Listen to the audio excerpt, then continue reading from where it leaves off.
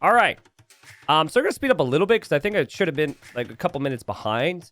We've got the final quarterfinal in Medieval Masters hosted by Mario Ovalle. Mario Ovalle casting on Spanish on his YouTube channel. Be sure to check him out. We're going to have to change the colors here. We're going to put Liereyy in the blue for this series. But we started all off on Kawasan, which produces some great games. So we've got the Malians for TaToH. And then we've got the Georgians for Liereyy. Both civs very solid. The main thing I need to immediately bring up, though, is the middle area. These 5 relics all being here is a change that, it's a change and not being changed, I suppose. This is the way the early versions of the map was made. Maybe chat will remember which Red Bull event that was. I think that might have been Red Bull 2. It was definitely during the COVID era with all the Red Bull LAN events, online events. But yeah, that means that in Castle Age, whoever controls this hill definitely gets a much larger advantage. And so that could maybe be the basis for how you play the game. So definitely need to keep an eye on that. You have the 2 pawns, though, which will certainly be prioritized in the early stages. And we've got the dock from Liereyy. And he should have the dock a little bit earlier because he starts with the mule cart. But the Malians have cheaper wood buildings, so they can eventually get their dock up at a pretty decent time as well. What's up, White Mike? What's up, Starfire? Someone says, my prediction is 3-3, and then we run out of time for today. Run out of time? We're not... Well, I don't want to insult other games. We're Age of Empires streamers, okay? Run out of time, please. Nobody leaves before a series ends. Are you kidding me? We stick around, baby. I'm not going anywhere. Famous last words. I don't think Black Forest is in this tournament, though, so I'm probably safe. But TaToH also going to dock this side. Now, when they dock, they're not really... They're just picking a side and running that direction, which is a bit weird, because the water's far away. So they're not doing this with any real calculation, but then they have to adapt based on if their opponent has docked here or not. So Liereyy, he knows that this is the case. And the scouts fight a little bit there. But that won't be too bad for Liereyy with the regen. T90 is too official to ditch us like that. Yeah, I mean, if I was 3 hours late to dinner with my future in-laws' parents because of Age of Empires, I think that says enough about me. I still can't believe chat let me do that. I didn't know they were going to be my future in-laws then, but still, it was the first time that I was meeting them, and we pushed it back multiple times because, well, Viper threw a game, and then Aftermath was winning, and it was a whole series of events. But really, I'm surprised my chat thought it was funny instead of being like, yo, bro, just leave. Maybe, I need to look back at that. Maybe there were people telling me that I was being idiotic. The first time? Yeah, dude, it was the first time. The first freaking time. And, we set a time because it was 3-0, or it was like 2-0 for, I think it was Tyrant back then. So that would be some of the GL players these days. And we set a time, and then the series that was supposed to be a sweep ended up going to 7 games. I think it's on YouTube. It's titled The Series That Lost Me My Girlfriend, or The Game That Lost Me My Girlfriend. Very long game. Good memories, I guess. T90, you just had to make sure that your future in-laws knew you did not have commitment issues. Yeah, that's what I was going for. That's what I was going for. Listen, they already knew that I was like a gamer, and I was already concerned about what they would think about that. So you lost the girl? No. We're engaged. We're getting married next year. Well, I didn't lose the girl. Everything's fine. And they like me, or at least the in-laws act like they like me. It's pretty convincing if they're faking it. So everything's good. I guess it all worked out. So TaToH with a very sneaky dock here. Over on the left side. I kind of wonder if he did this intentionally, or maybe he didn't see that shorefish originally. But Liereyy is just going to go fast feudal and drop the second dock over here. And Liereyy should pretty much have a free pond here. I definitely think Georgians is the better civ here. I would say Georgians, Persians, maybe then Japanese would be my tier list. But Lierey's so quick with the timings. Fire galleys are on the way. And Lierey's scout should be active. And he doesn't actually know. Oh, he also... Does he not have loom? Or did he just send weak vills? Yo, Lierey's going to lose that villager. And TaToH now knows that this villager's here to build the dock. But yeah, Liereyy doesn't know that TaToH has a dock there. I just think he assumes. He's playing this very similar to the way Hera played. Just try and win the water and forget about land. You better not delete her, though. I meant to say delete your life, not delete your wife, okay? And if you don't know what I'm talking about, you missed it. There's a clip somewhere. Which I did show to her, by the way, and she definitely thought I said wife, so... But it's fine. We're engaged, so... She's safe. Gotta say, Liereyy is, like, really had a solid game plan here. He kills the fish right away. Can instantly add some more fish on this side. Completes the dock over here. TaToH's scout. Pretty weak, so that's not going to be a factor. And now the scout comes over from Liereyy and could deny this dock. But he's going to be patient. With the galley being there and all. I think he could actually take the chance, being Georgians. But he's going to try and build another dock here. Now he's going after the villager. Now there's a fire from TaToH. And now Lierey's being attacked by the galley, and the dock is denied. And now Liereyy loses his scout. That was really good for TaToH. 2 critical kills. And the bigger thing, really, is not just the dock being denied, but you don't have a repair villager for your fires. So that vill can always repair now. TaToH seemingly going to try to add more ships over here if he can think of it. And another villager coming this way for Liereyy. You already know. Thank you for the 36 months. He says, check your arse. Yes, the Georgians are constantly checking their arse. Let's see. He said something about an arse. But he's getting... He just killed TaToH. So he checked for sure. And galley's still here. Could disrupt this villager building the dock. Liereyy clicking like a madman and completes it. And that's crazy for TaToH to go in there. Because that could be demo city, but he goes in anyways. And correct recognition from TaToH to realize that demo's not going to be out yet. Villager will still fall back. So it's been primarily water, guys. We haven't even seen a barracks yet. Never mind. There's a barracks for TaToH. And there's a barracks for Liereyy as well. Castle Age times looking reasonable. They should click up at similar times. I think the eco setup is a bit better for Liereyy right now.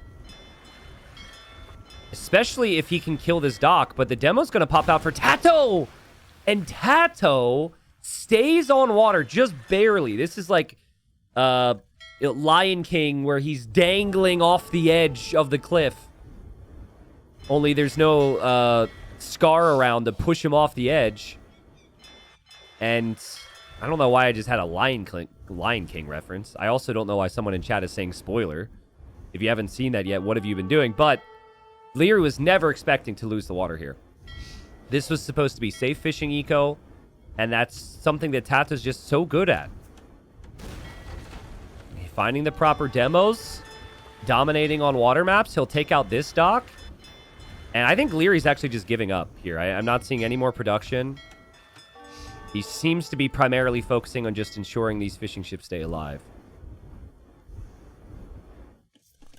Did any of you guys see the new, like the live Lion King that came out a couple years ago? McManus, I'll add the flags for the players. Sorry, I just actually forgot. What did you guys think of that, if you did see it? I mean, I heard a lot of negative complaints about it. And I'm usually pretty picky. I thought it was actually pretty good. Like, I didn't go into that. I think maybe people have wrong expectations. I didn't go into that thinking this is going to be the best movie I've ever seen, you know. I thought it was pretty solid. It was exactly what I was hoping for from it, you know. Your daughter calls it Lion King in real life. You should watch a nature documentary where the lion is murdering a gazelle. That's Lion King in real life. She might be too young for that, though. You might probably don't want to show her that. I'm not a parent, so don't take my advice. And TaToH will win this pond, and we'll have quite a few fish remaining to fish from. And Liereyy stabilizes on this pond. But who's going to make a run for the middle? There's 5 relics there. The archers and the spears there for Liereyy are not going to get through TaToH's walls. They arrived at Castle Age without a lot of eco to work with here.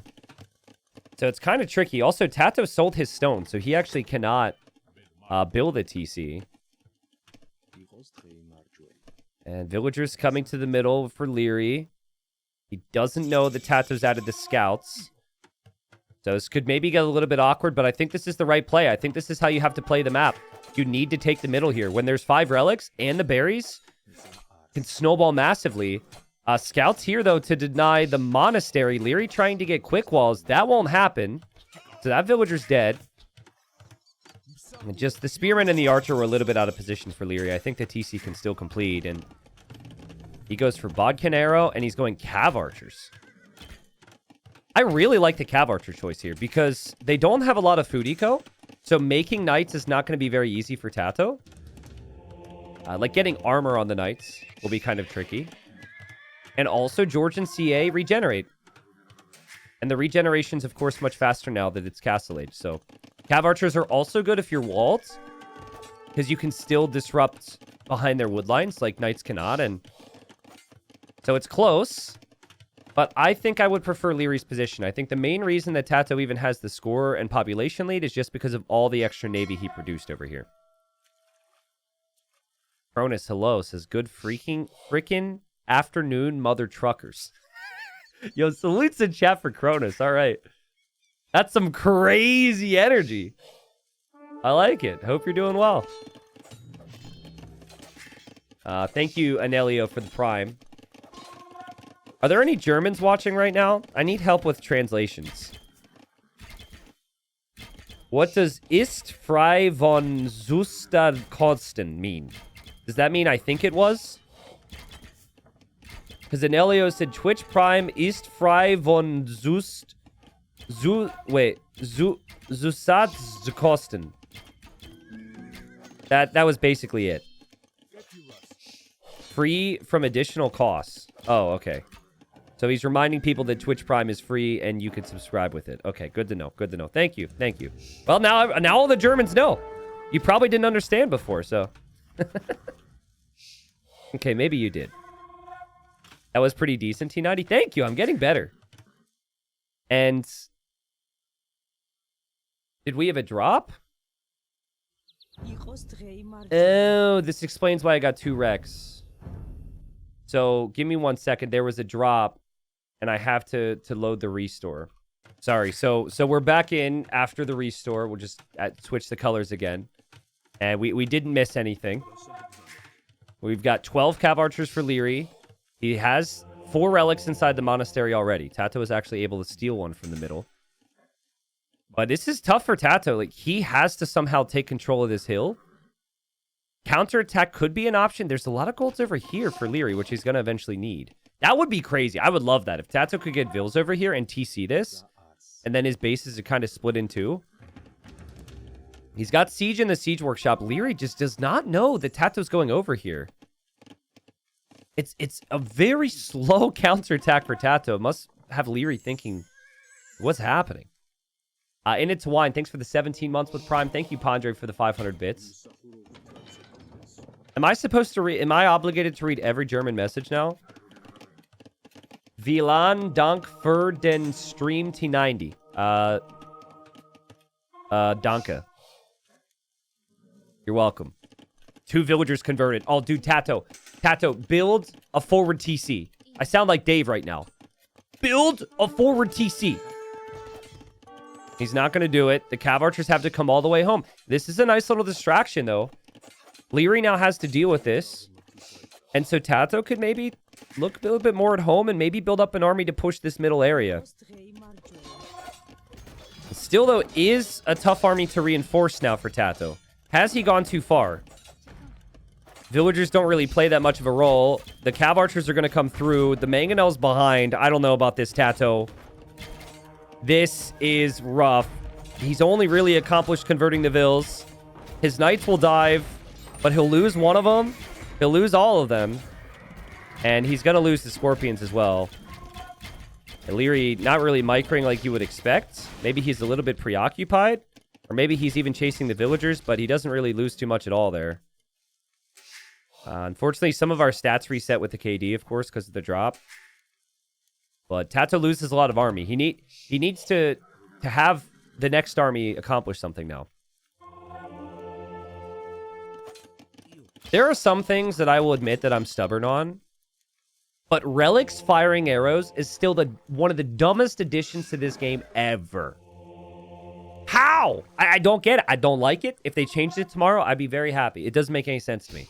But, you know, that's a factor here because TaToH can't push the church because the relics are just going to shoot some arrows and the Mangonel goes down for TaToH. His monk goes down for TaToH. His units freeze up a little bit.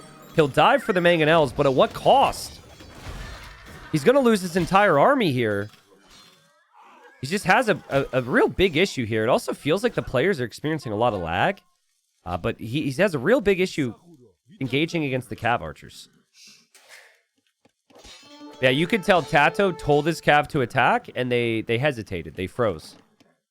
People who are playing the game pretty actively these days will know that happens. But don't worry, Nilly's on the case, I've heard.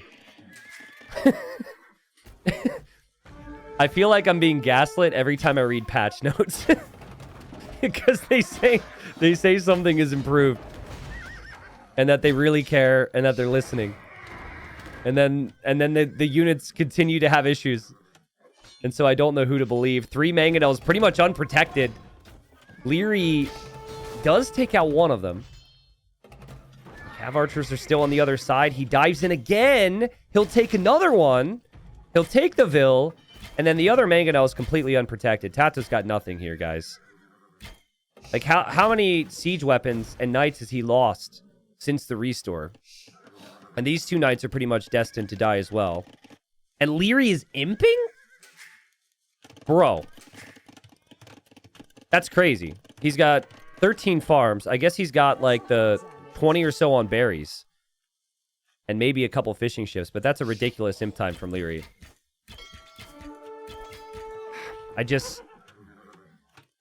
I'm not seeing enough eco from TaToH. I'm not seeing enough army from TaToH to take an engagement right now. And it just feels... It feels like he can't get enough done right now. When you watch Liereyy play, it just... He has this... He just feels inevitable, right? Like, when he gets a position like this, he almost never loses. So that's kind of where my brain's at right now. TaToH will know he needs a really big push, though. So he could build up towards that. But again, the siege is not able to be protected. 2 Scorpions down. The Knight comes in to take the Mangonel. The monks and the Cav archers and the repairs are there. And TaToH may be hoping there's an overchop here, but that's not the case. So those Knights won't be able to get through. And Liereyy a minute away from Imperial Age now. New Norm says this map is too dependent on the middle. Seems like whoever gets middle first normally wins. Yeah, this version of it. I think they should change it. This version is 5 years old. When Kawasan is in other tournaments, they won't use this version. But for whatever reason, this is still the version that's in the base game, which is what this tournament uses. I agree. I think other versions of the map, where the relics are spread out, though, and the golds are a little bit more balanced. Having the middle is absolutely important here. Liereyy getting the conversions. And honestly, it like was a close game in some ways, but it really just kind of felt like Lierey's game ever since he made it to Castle Age. It was so nice. Why is the middle so important? Because of the hill? Well, the hill's directly between both bases, but the hill also has relics. So you have all the relics here. So other versions of the map will have the relics spread out. So it gives you the berries, it gives you the hill directly between both bases, and it gives you the relics. So I think it's a good map. This version, though, when someone takes the middle and they play it smart, it normally ends up just like this. But just not the most exciting game to start off the series, let's be real. But there might be a lot more of that because it's either TaToH's going to create the chaos or Lierey's just going to stomp. That's just how Liereyy tends to play in tournaments. I think some of these stats are outdated because of the drop. We'll get into game number 2. But Liereyy takes game number 1. So Bohemians, Burgundians. All right. And actually, the position is really relevant here. We're going to speed up for a little bit because, like I said, I think I'm behind where I'm supposed to be. But look how close the bases are. Now, this doesn't always happen. Sometimes you have the players spawn close. Sometimes you'll have them spawn kind of far away. But when you spawn this close, I think it benefits the Treb Wars and the Bomber Cannon Wars, which both civs are pretty good at. But I would give this slight edge to the Bohemians with the Imp timing race. This will probably be pretty boomy. We'll maybe open it up to questions, but important to note that the settings for this tournament are going fully based on the ladder versions or the ranked versions that Age of Empires 2 has. And historically, every time Regicide Fortress is played in tournaments, it is not played like this. There will be a Regicide start, which affects your resources, and you also have a king. So there's no king.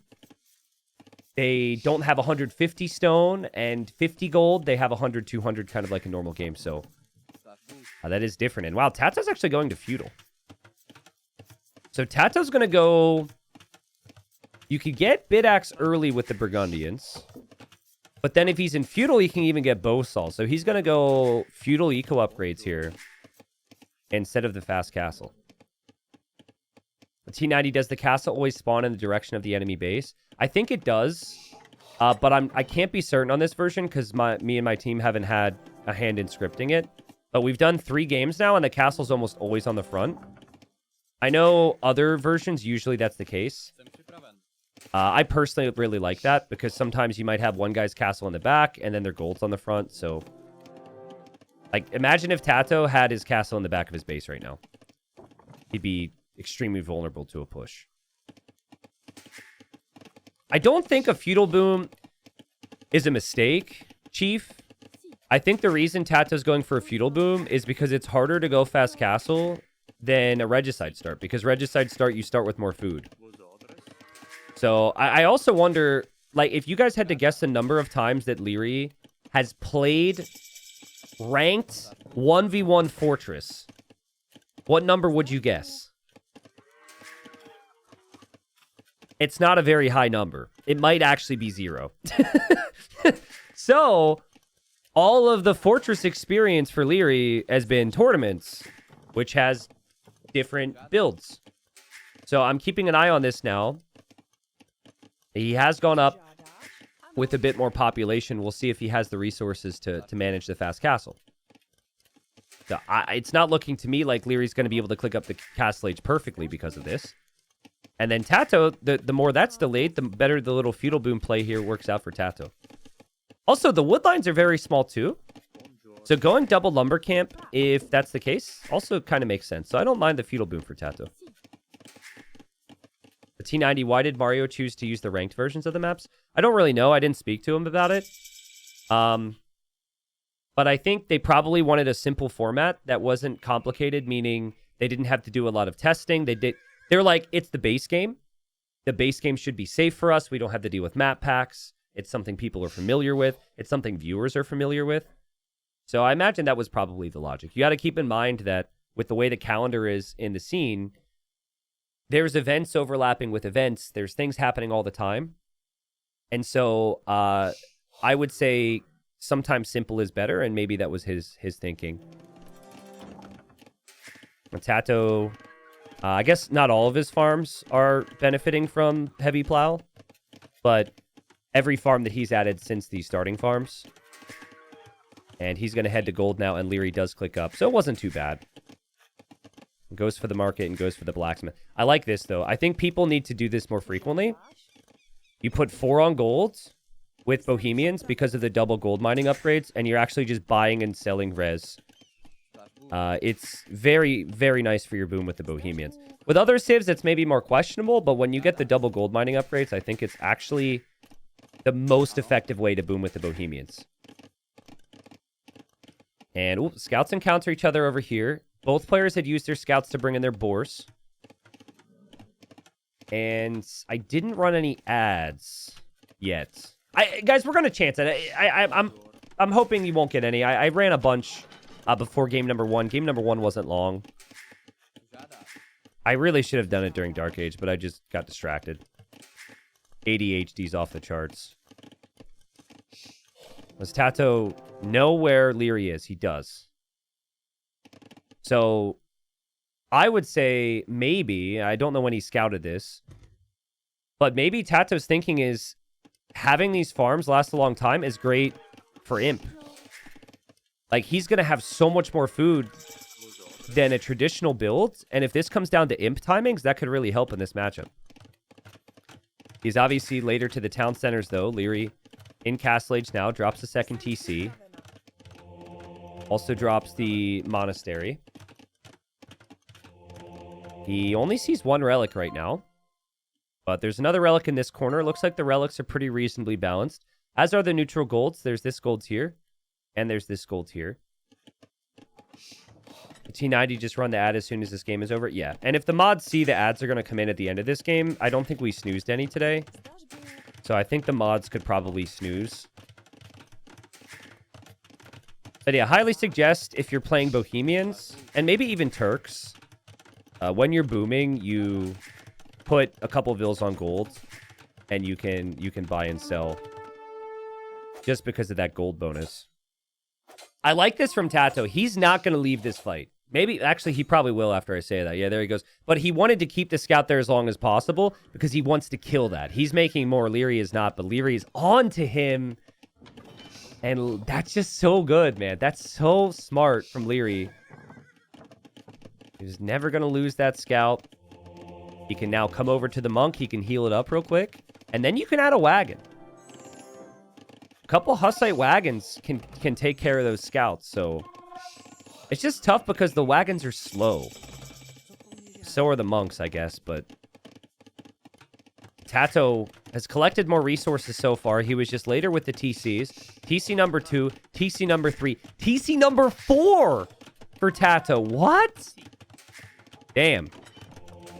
Look at all the wood that he had, though. I mean, he's also going for the monastery, so that's 1,000 wood spent. 4 TC boom for TaToH. Now, I consider the Bohemians better if Hufnitsa comes out. If Hufnitsa doesn't come out, I'm not so sure. I think Burgundians can compete. I mean, when it comes to gunpowder, Burgundian gunpowder does more damage. That also applies to their bombard cannon, so... You wouldn't be able to go for this many TCs if you didn't go for the feudal boom if you're TaToH. But you would have been on 3 town centers a little bit earlier. So in the end, it probably evens out to be pretty similar. Exploding King, thanks for the 19 months. Nathoid, thank you. Rooting for TaToH here today. Nice, nice, nice. TaToH didn't see this relic in the corner. But he does see a couple of these other relics, and he does not want to let Liereyy get them. And the Hussite wagons, I think they were historically used against groups of knights, right? In like a muddy field. I'd like to say I read, but I'm just literally remembering the videos that Riley made. I think about Jan Žižka, the videos we worked on there. Anyways, there's a snowy field with light caps, so that's historical reenactment there. Liereyy still ahead in vills, crazy farm count, and he gets that first relic there, and he has surpassed TaToH with resources collected. The scout's still active on the backside here for Liereyy. Still doesn't see the relics. But if TaToH's going to go for any relic, he's going to go for this one. And I'm not seeing a monk just yet. Oh, there's this monk. Okay, so he'll actually get the northern relic. And then if Liereyy finds this... Did he find it? No way, dude! He missed it! Damn. I mean, if he knew it was there, he would leave the scout there. And then if he knew it was there, obviously, he's probably going to kill that monk because TaToH thinks he can get away with that. And it looks like he will. But yeah, I just... Because they're so close, I can't help but prefer the Bohemians. It's based on how early they're able to get chemistry. Oh, wait a second. Lightcap come in. Lightcap come in. The wagons. The wagons, they're here to protect, and they protected the wrong monk. They should have protected the first monk. There might have been a chance there, but both the monks go down, and TaToH says, see ya. That's satisfying. Because that's 200 gold down the drain, and that's annoying. That's annoying for Liereyy. Especially when it looks like he's banking up resources for Imp. Kind of slows him down. Wambosa says, never seen those wagons before, but they look cool. Okay, now, Wambosa, you think they look cool? Imagine them in your base at 14 minutes into a game. Are you feeling the same emotions right now? They're just rolling right into your woodline. I've had that happen to me, and then I didn't feel they were as cool. Yeah. They take no damage to TC fire. Well, they have been nerfed. Those builds haven't been happening as much, so it's there's ways to beat that. We've made some videos on it. That relic seems to be where the players are going to converge their focus now because they still don't know about this one. Liereyy can't see that, and TaToH can't see that. So that relic might be there the whole freaking game, which means this is good for TaToH because he has 2 already. And their booms are dead even right now. 74 villagers for both. I guess we're comparing certain eco upgrades. And TaToH's on the way to Imperial Age. Damn. Well, I mean, the race to chemistry is a big conversation here. And if TaToH's in Imperial Age faster than the Bohemians, this is probably pretty even then. The Bohemians researching that in Castle Age is great, but you do need to click Imp first to be able to make the cannons. There's the University. Liereyy will click up. Lierey's adding some spears. I guess he'll maybe get the pikeman upgrade so he can escort the monks over here. And his wagons are just patrolling there. TaToH's actually getting redemption, though. Redemption and sanctity. He's got 3 monks on the way. Why does this feel like a YouTube short right now? These are some of my favorite moments in games. Here we go. Off to get the relic. They sent some military units over here, but they couldn't do the job. It's okay. We've got the power of God. They just have to show us where to go. Walking in the snow doesn't matter to me. Who needs shoes? I don't. Oh, God. Oh, no. There's 3. Oh, God. There's 3 monks over here. These monks are aiming for conversions. The unit kills himself. The wagons are now there. Oh, God. Liereyy. The Liereyy deletes the wagons. Yes. Success. My relic. Uh-oh. Uh-oh. Oh, there's pikemen. Uh-oh. Uh-oh. There's a scout. Uh-oh. Oh. Run, buddy. Save yourself. Save yourself. Uh-oh. Yup. That's a problem. He should have converted the scout. And that's how it ends. That's how this episode ends. There's another group of monks coming in. 3 monks from Liereyy now. And the pikeman deletes himself. But there is still a scout. I can't stop. This is no longer a YouTube short. This is now a YouTube video. Wait a second. Wait a second. Wait a second. The monks, they think they've done it. They think they've done it. The pikemen, they leave. They go off on vacation or something. There go the monks. They're on the way. Are they okay? Can they make it with the relic? No! You shall not! Oh, man. Well, I think the story ends there. Because there's a castle going up to the next to the relic that will protect it. And so Blue's going to get it. So, that was fun. That was a good time. That was a really good time. Thank God I didn't sign up to be a monk. That would... I mean, that would be... do they even have internet? Probably not. So, not for me. Castle now for TaToH. I was so busy looking at the monks, I don't even know if he got chemistry yet. But I can tell he does have it. And it's going to be skirm, and then hand cannons, and then bombard cannons. Chat, what do you think? Will the last relic be found? It's in this corner still. There are monks moving around. I think there's a pretty good chance. I would vote yes. Liereyy has Hufnitsa on the way. He only has one bombard cannon, and he's going for Hufnitsa. Guys, you know what happens if you're wrong, right? Nothing happens. There's no stakes here. But you can guess. You can guess, though. Just so you can seem like you were cool or you were right. I mean, they're looking around the map for different things at the moment.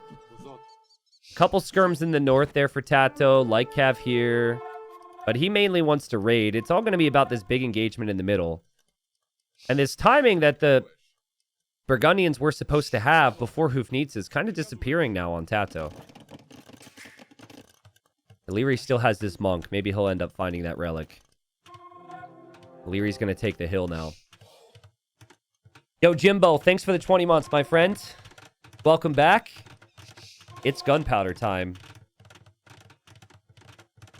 Memphis says, I find it funny that T90 pronounces Hufnitsa more Slovak than Czech. Dude, I don't know what I'm saying. I just know that it's not hoof nice. I'm sorry if it's not, like, if it's perfect, but considering I'm a native English speaker, I'm hoping it's acceptable. Little side attack here from TaToH. Remember, there's no kings.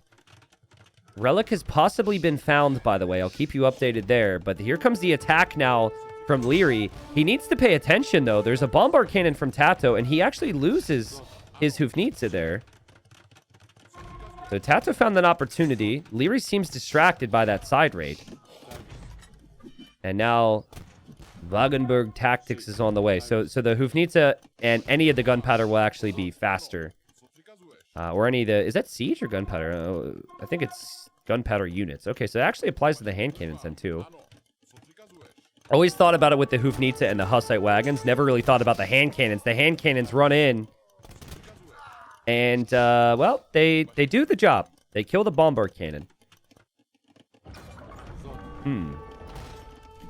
This attack is still fascinating to me because this obviously isn't the main fight, but it could set up the main fight. Boom!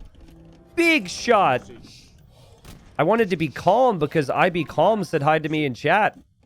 But how can I be calm with the shots like that? That was sick. Yeah, this is not working out for TaToH. His Treb should be sniped.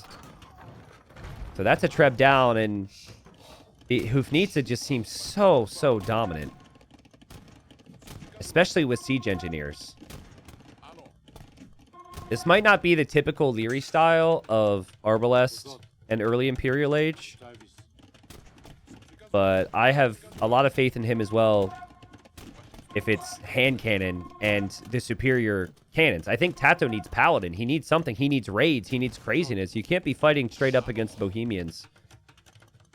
And okay, he is actually going to try that. So he had the idea to break through this and now raid, but Lierey's rewalling that.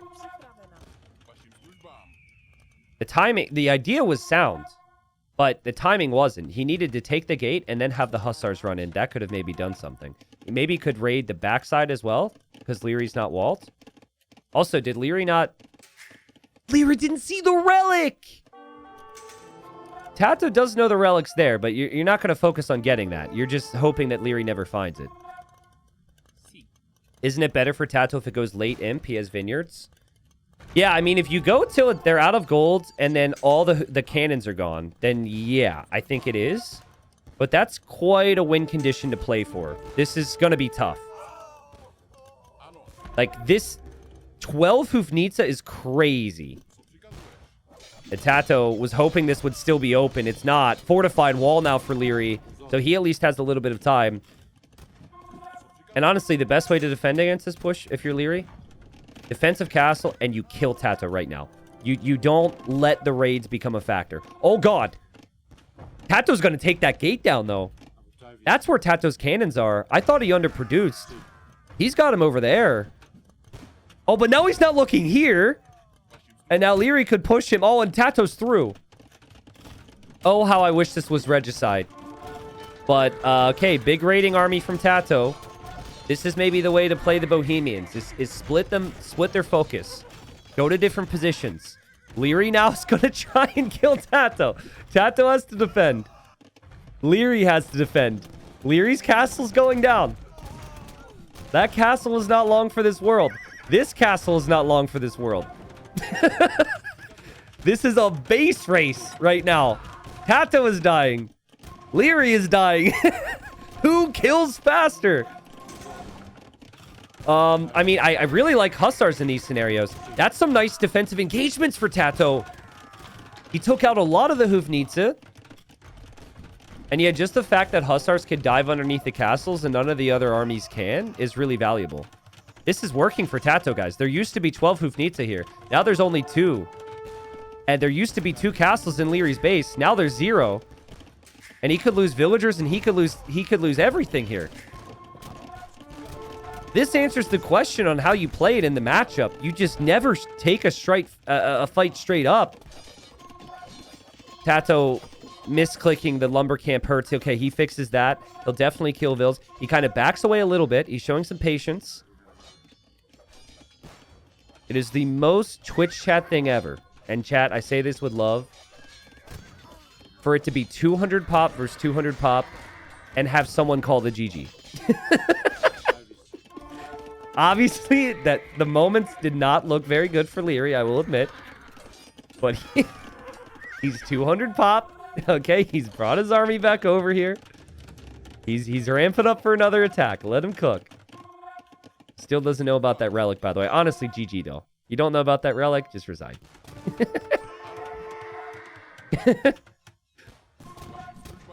I'm not trying to be mean, but it's just, I find that so funny. To be fair, in the past, Liereyy has a lot more fighting spirit now than he did like 4 or 5 years ago. Liereyy would call GG. He wouldn't call GG in the game at a mild inconvenience. That would be Daniel. Sorry, Daniel. But he would maybe get like more visibly frustrated. He's been through so much in his career now. He knows how to stabilize from these positions. And TaToH's going to have to try that again. But it's... Oh my god! Look at the bombards! TaToH's going to take middle now. And here he comes. He's got 13 bombard cannons. That'll be up against 13 Hufnitze. TaToH, careful, careful, careful. TaToH, TaToH, TaToH, TaToH, TaToH, TaToH, TaToH, TaToH, TaToH! He didn't know. He was distracted. He was raiding here. He was raiding here. All crazy good raids, by the way.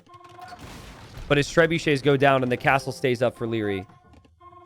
I still actually really like that situation, though, for TaToH. He killed a lot of Vils. He hasn't lost a single one. And he killed a cannon there, too. He weakened the castle. There's no stone left on the map, right? So, oh, there is some somewhere. It's actually right between them. And now Liereyy will wait here for the cannons to come in, and they're not here because the cannons are actually over here now. Even taking down the siege workshops could be disruptive to Liereyy. Ah, Liereyy found the relic. Okay, nice. So that will make Liereyy feel a bit better about things. The lack of mobility for the Bohemians is a big issue right now. If this was Arena, it'd be different. But on Fortress, TaToH's really using all areas of the map. Oh my goodness, the micro from TaToH. Are you kidding me? Okay, well, now he loses some units after a great attack round from Liereyy. Oh no, but now the Hussars are here! And what are the Hufnitze doing here? Oh no! This is a crazy game. Like, they both are dying horribly at times. They both have taken some very big losses. And there's another big loss for TaToH. Hufnitze still proving their worth. This is double checking here at the university for TaToH. You really would want siege engineers. And siege engineers... Where is the upgrade on here? Does it not show it? Okay, yes, it's not available for the Burgundians. And oh my god, the cannons go down again. Hufnitze are just ridiculous. They move faster than bombard cannons. They have more range than the bombard cannons. They have more HP than the bombard cannons. They're basically better in every single way. And Halb Hufnitze is the comp that can win you any game. You don't even need the gunpowder. You don't need the hand cannons anyways. You just Halbs to protect these and let the cannons mow down everything else. Now, the extra golds are important. The extra stones are important. TaToH's taking control of this. He also has this gold. He also has vineyards, which gives him some food income from his farms. And there's still not a lot of defensive castles for Liereyy. It's like, this area is still a vulnerability. So TaToH will probably continue to try and raid to stay alive in these games. But, oh man, Liereyy just paying such close attention to these Hoofneats all the time now. And that's because he's not being raided as much. There he is a little bit. And TaToH's still doing his best to keep this castle up. It feels like this castle's so important, though. All the production buildings are around it. The eco's behind it. The other castle's behind it. TaToH cannot lose this castle. There's not many halbs here right now for Liereyy. He has to be careful. Big attack round, though. And he will take out the bombard cannons and the hussars and the hand cannons. And he's getting raided. Lierey's got 80 army. He only has 100 villagers now because of all the vill losses. If TaToH can survive from this wave now, this is where he can win the game on pure eco. He's got 40 more vills. It's doable. In these types of games, the toughest time to hold is after you kill someone's vills, because they get that much more army. Feels like Liereyy doesn't have enough to feel comfortable advancing forward, and this is a lot of time for TaToH to cook. 74 villagers killed by TaToH, now 75, only 1 by Liereyy. And TaToH also getting the extra stone. TaToH still mining some gold. Liereyy is completely out, except for those 3 relics. Yeah, this was open before because some trees were chopped, so nice job from Liereyy. Oh, he's waiting for the gate to open. Well, no, he's not. He's attacking the villager. She actually could open the gate after she finishes it, but TaToH's coming in with hussars. He's coming in with hand cannons on this side. The villagers will open the gate. If you're lucky enough, the villagers might open the gate here. Liereyy is struggling, guys. He's building up for that killer push. And here he comes. But if this isn't the push that does it, big problems. And a big attack round from TaToH and the micro from TaToH. What? An engagement. He killed every single Hoofnitsa. He split with his hand cannons, and now Liereyy has to back away again. And that is not a good sign for him, because he's still being raided over here. He's still trying to deal with all these pesky raids. And TaToH's still got so many resources to work with. Yeah, I don't know. The person who brought it up, say I'm the guy in chat, and I'll give you props. It's now reached that point where the Bohemians will actually struggle because there's not a lot of gold in the map. So in the super late game, and we have now gotten there, you might be better off to prefer the Bohemians. Okay. Chad is taking credit for his idea, but that should be expected. There's a castle now from TaToH. I don't know if that one completes. It's a nice idea, though. This is a lot of his farming eco. I don't know why he's farming up here, honestly. Like, I would want all the farms in the back corner, but I guess he had villagers there. Lierey's also farming back here. He's not exactly safe from a raid either. TaToH's bringing his whole group of hand cannons over. The TaToH's castle denied, at least for now. But he can clear this, and he can complete that castle. He needs to keep these gunpowder units alive. He needs to back away, and TaToH will complete this castle. We'll get back on those farms. Still not back on the stone, though. So Lierey's saving for another castle. I guess Lierey's just sick of this. He's like, I need to get rid of this. This is annoying. So in theory, though, TaToH should now be pushing this castle, I think. You got Liereyy in the north. You got Liereyy in the south. That's exactly where you want him. And now you can push his main base again. But TaToH doesn't really have the bombard cannons ready to go. In the early stages of Imp, they had so many. There's not really anything prepared right now. And kind of an issue that so many skirms are chasing his hand cannons as well. Someone says, TaToH, please research Burgundian vineyards. I want to see the trickle gold. My friend, the trickle gold is already in. Top right. Burgundian vineyards. Researched. He researched it a while ago. So he's good on that front. Don't worry about it. I wonder if it's worth it to get Hussite reforms at a certain point. Spending 500 gold to make food monks when your opponent has Hussite doesn't feel great. Maybe this isn't the map for it.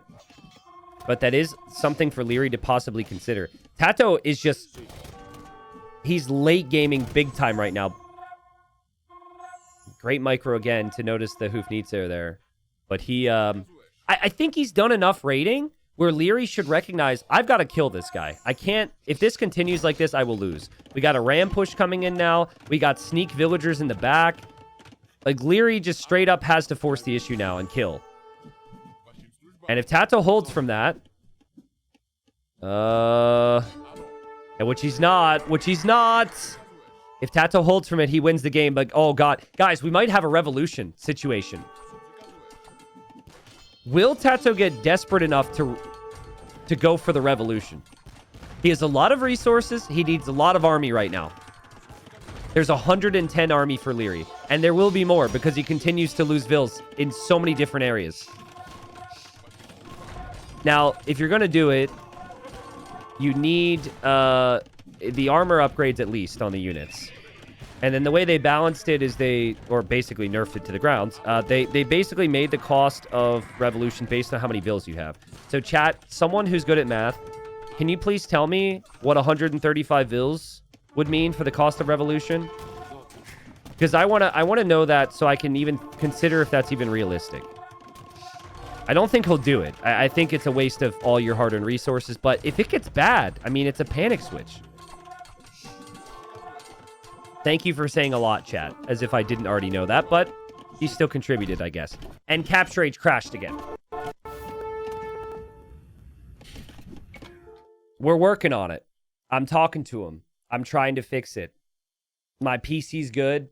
I'm looking into solutions here. Let me just reopen Capture Age again. I'm so sorry. I'm so sorry.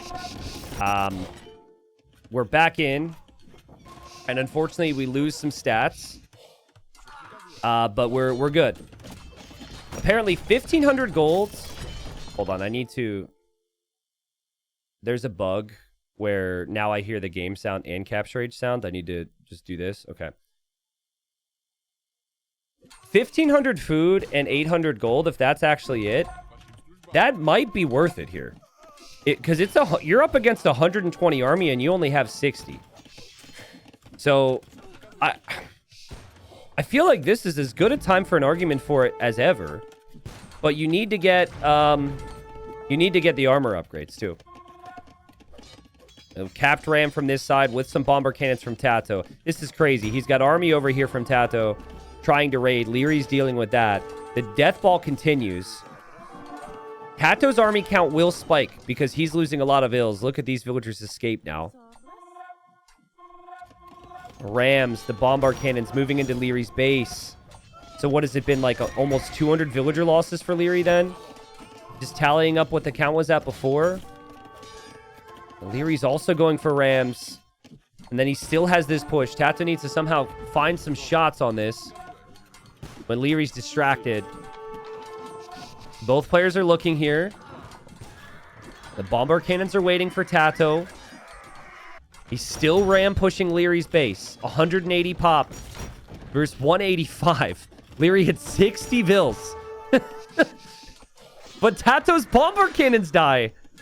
And TaToH still hasn't killed the Hoofnitzer. But there aren't that many halbs in the group. Maybe TaToH can just send skirms and hussars to this and finish it. Lierey's clearing up these buildings. Liereyy is clearing up the push. What is happening? What is happening, dude? What's happening is TaToH still has a lot more vills. And he is going to hold here. But all of his side raids are dying off a little bit. How many TCs do they have? TaToH, 1, 2, 3, 4. Liereyy about the same, maybe even one more than that. But, poof. I mean, imagine playing this when you have a best of 7 to play. I'm with you. I'm with everyone who's saying you don't go for the revolution. I only would have gone for the revolution if I thought I was about to die. But now you're probably just saving your golds to go for bombard cannons and rams to push. And you continue on with skirms and hussars otherwise. That gold is too valuable. And going 200 military might not be enough. It's too big of a risk. I'm kind of torn on it. On one hand, I'm happy it's still in the game because it's kind of a unique tech. And it's good that it's, like, not the meta now. But on the other hand, from a competitive standpoint, it being balanced to the point where it's literally never worth it is also kind of odd. But I imagine they're quite attached to that idea, and it was a very frustrating tech to see in tournaments when it was literally unbeatable at times, so a lot of people were calling for nerfs. The nerfs needed to happen, and it's still in the game for now. It's really hard to balance. I think it's probably pretty fun for like mid-elo and low-elo players, maybe. Though I'm not one of them, so. Someone says if it's the correct play in literally 0.1% of cases, it doesn't need to be in the game, smiley face. Well, that's where people will maybe differ, right? Differ in outlook. It's a complicated topic. How is Liereyy able to stay in the game when he's lost this many villagers? It's incredible. Like, I look back at his eco, and it looks like horrible things have never happened. He's always producing more villagers, and he's always just holding on. Why do mid and low elo players have more fun getting rolled by 200 army than high-level players do? Well, first off, Johnny, you're a 2K plus player, so let's not act like you're just a 1,000 elo player bringing your perspective right now. Okay? Let's not act like you're just a low elo legend sharing that opinion, okay? So you're coming at it from a certain angle. And then second, I mean, I don't know. Everyone looks at it differently, man. Everyone looks at the game through a different lens. Some people like really OP things. Some people want like the all or nothing text. Everyone's a little different, so. He says, I feel sorry for everybody who faces this. Oh, okay. Well, I never see it. I've watched a lot of low and mid-elo games. I never really see it. So I don't think it's super common, but maybe it is. Either way, we're only talking about it because TaToH has so much gold. There is actually still 750 gold right here. How much wood do we have left now? 110k wood.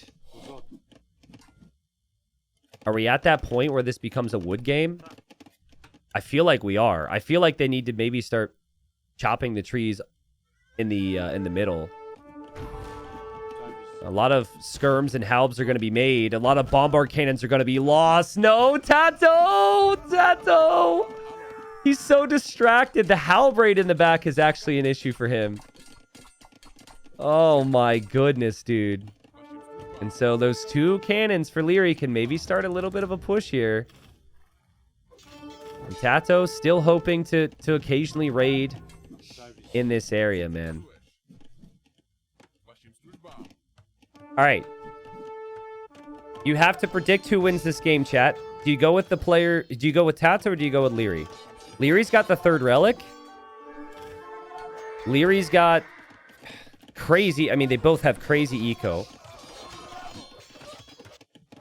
I just feel like TaToH can be broken so quickly. Liereyy, it doesn't really seem like he is going to be broken that quickly because he's been hit so many times. TaToH has the momentum with the raids. I think Liereyy needs like 4 Hoofnitsa and you just got to push mid at a certain point. Liereyy rewalling his base for the 18th time. But yeah, I think having Burgundian Vineyards more than balances out not having that relic, and I think having Hussar is a really big deal. And it will be tough for Liereyy to be able to make that many Hoofnitsa. Liereyy might feel... He might feel dead right now. Because he's never doing a lot of counter damage. So it's a weird thing, but when you're at 200 pop with 3 relics, you're never going to call it. But he just keeps trying to put out all these fires that TaToH's bringing to his base, man. TaToH, 100 skirmishers in queue. Probably needs a couple more archer ranges, truthfully. But he does have ranges on both sides. He's got 50 Hussars in queue, and he's going to queue up some Rams and queue up some Trebs as well. TaToH also getting the stone mining upgrade. So wherever that stone is... Oh, you know what? It's cheaper, and that's the stone in the middle. You need to take that fast. So I probably wouldn't research that there. But I actually think that's... He's thinking about getting that upgrade because that is a vulnerable stone in the middle, so... That's not a misclick. Oh, Hussars find a juicy woodline. Juicy woodline. And just as Liereyy goes above 100 vills again, he's going to go back down below. That could be 20 kills. More Hussars running through. So much of Lierey's population is just camping these buildings here. TaToH's adding a lot of TCs, guys. If he gets the first infantry armor, I'm going to start to get excited that he might go for the revolution. But it's just really smart to have more TCs in late game so you can always replenish vills. So I don't think that he is going to go for it. I do want to see if Burgundians get champion. I never know. So they get full armor, full attack. They do get champ. But 1,000 gold disappears very, very quickly. And I just really think at this stage of the game, you've got to use all of your gold for siege. And just, you got to trash it out. Uh-oh. Uh-oh. The two cannons, the only two cannons for Liereyy were behind the wall. And they're dead. And TaToH's stone miners are going to be dead as well, but at least he took some of that stone. And that could be for another castle or maybe some town centers. Liereyy 91 vills. Lierey's army dying to TaToH's TC here. TaToH adding even more archer ranges to just hold this corner. You know, in late game, having 3 corners of the map is normally the win condition. Don't think TaToH was ever expecting light cav, though. Light cav could be a problem, and TaToH is going to get armor for infantry. But I think that's because he wants to get pikemen. Also, most of TaToH's farmers aren't here anymore. So this shouldn't hurt him that much, but obviously could be tough. Liereyy should honestly take out the TC with the Halbs. That is a lot of skirmishers from TaToH in one spot. And skirms are actually the Bohemian killer. Unless the Bohemians have siege, obviously. But skirms and something to do with the cannons can normally take care of the Bohemians because their light cav are not very strong. Even skirms can take care of them. I don't foresee TaToH losing this control, guys. I think he'll have enough army here. He always still has the base up in the north. He's always chopping some of those trees. Needs to move those villagers to a wood line. And maybe now he will actually be able to push this middle castle, which he's just basically been avoiding for the last 30 minutes. But Lierey's still 200 pop. And here's Liereyy with the light cav. But light cav that don't get bloodlines and lack the final armor die to skirms. I think TaToH will be fine with that. He's not fine with losing the cannons, but he has 4 trebs. No, TaToH. No, TaToH. No, back him up, back him up, back him up, back him up, back him up. Get it out. Because the Hoofneets are here. God, dude, this game is never going to end. This game is never going to end. Liereyy just swoops in, says, no, you don't. And now TaToH has to back away. Oh, my God. Raids in the north from Liereyy now. TaToH's down to 111 vills. So the raids have done a lot. These units are still over here. Little raid from Liereyy here. Where is the wood? TaToH's chopping some forward trees right now. So, a sign of things to come, maybe. Now, TaToH's wood situation's a little deceiving because he has 68 skirms in queue. But Liereyy has 100 halbs in queue. So, a lot of his wood is also banked up as well. And we've got 87,000 wood left on the map right now. And TaToH also does have crop rotation, which helps because the farms last a lot longer. Infantry armor completing for TaToH. Most likely just for Halb. It just makes sense to have that on your Halbs. T90, if he's at 140 vills, I think pushing the button would work, especially with that food count. Yeah, but it's a dangerous button. Like, that button wins you or loses you the game. And what you can pretty much guarantee, well, not guarantee, but there are very good chances that TaToH with his map control wins the game anyways. Because he has the corner control where the extra wood lines are. So that's why TaToH probably will not do it. But now, if he loses his Trebs, dude, this is horrible. Liereyy out of nowhere. Yeah, maybe the desperation starts to seep in here. Or creep in. Does it seep? Does it creep? I don't know. And then maybe he presses that button. Here comes Liereyy again. How is Liereyy not dead? Guys, Capture H crashed on me when Liereyy had lost 150 Vils. He now has lost, like, 50 more. He's lost over 200 Vils this game. Crazy. He's still losing Vils. But he's also tracking the raids so nicely. Oh, that's a problem. These villagers need to find a wood line. But TaToH needs an answer here. It might be difficult for TaToH. He's got production down here. He's got production up here. He doesn't actually have many production buildings in the middle right now. God, I want to see TaToH click that freaking button. He has 2 castles. He might try it, man. There are no kings. You cannot snipe kings. So it is just an out-and-out brawl. Every villager has equal... Every unit has equal power here. There's now a push from TaToH onto Lierey's base. And we're back where we were before. They're both dying at the same rate. This is crazy. The relics are right there for TaToH, too. If Liereyy can snipe this Treb somehow, then maybe he's okay. TaToH has no answer to these Hufnitsa right now. And I guess the Halbs and the Lycav are maybe enough. They should be enough to at least take the Treb. No way, dude. TaToH, my friend. Please give us the first revolution I've seen in competitive AoE since that balance change. Please.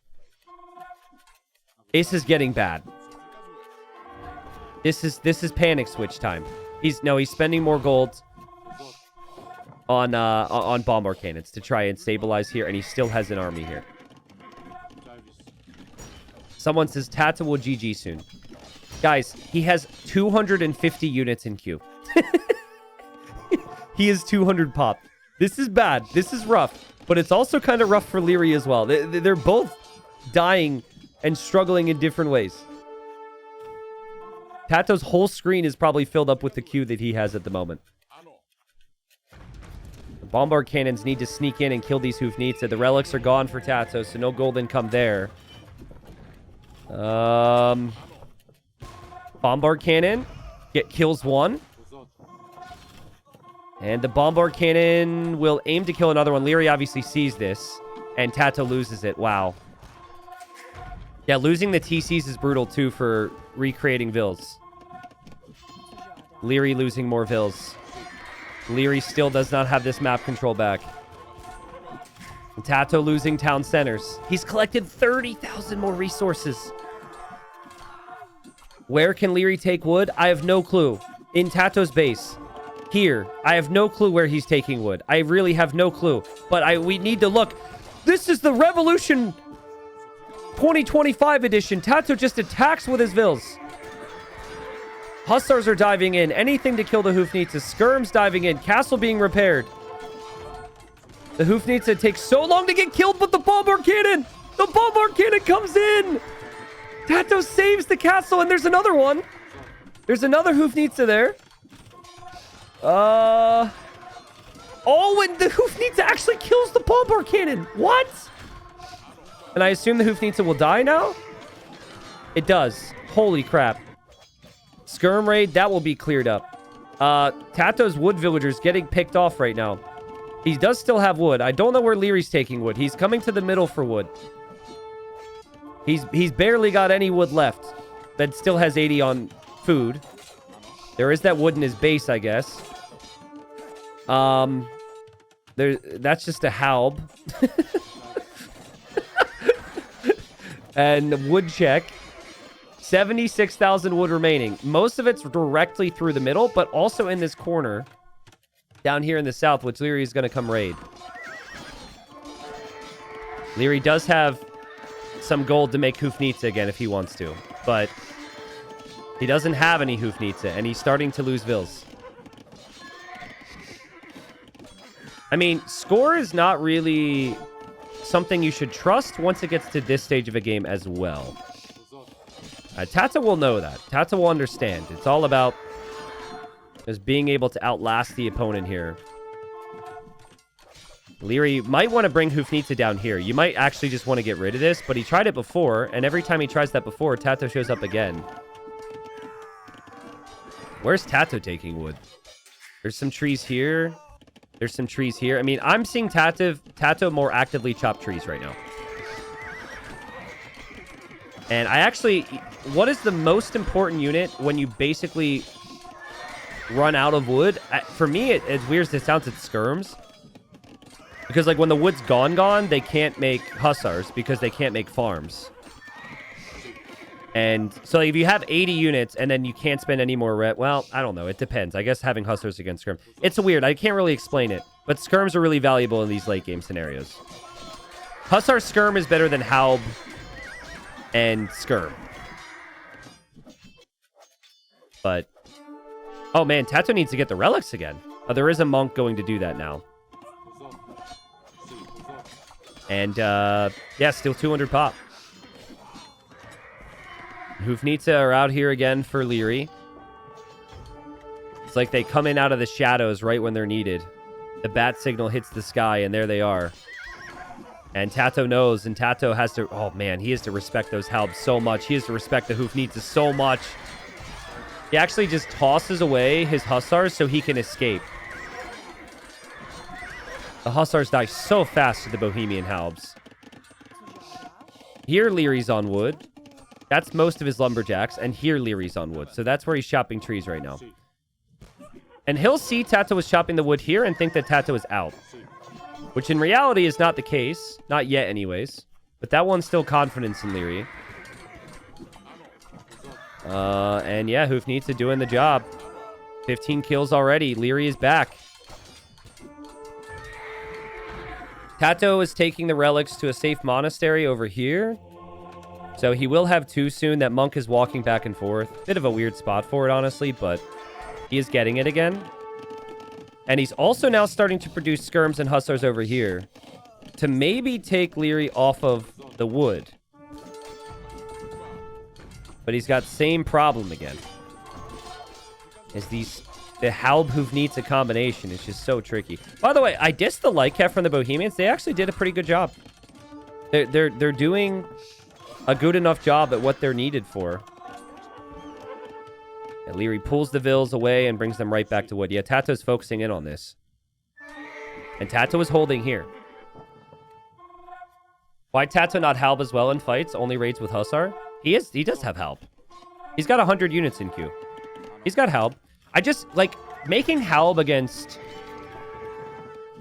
Prioritizing Halb heavily when your opponent's Cav is so weak is a little awkward. I think if your Cav is just, like, twice as good as your opponent's Cav, you're better off just going Skirm Cav at times. That's the feeling as a player anyways. It's tough because they're producing from so many different areas, so if he needed Halb here, he needs more barracks, and then you have to spend wood on that. So you're kind of stuck to where you place your buildings as well. So he's producing Halbs from the north, it seems. Why no hand cannons?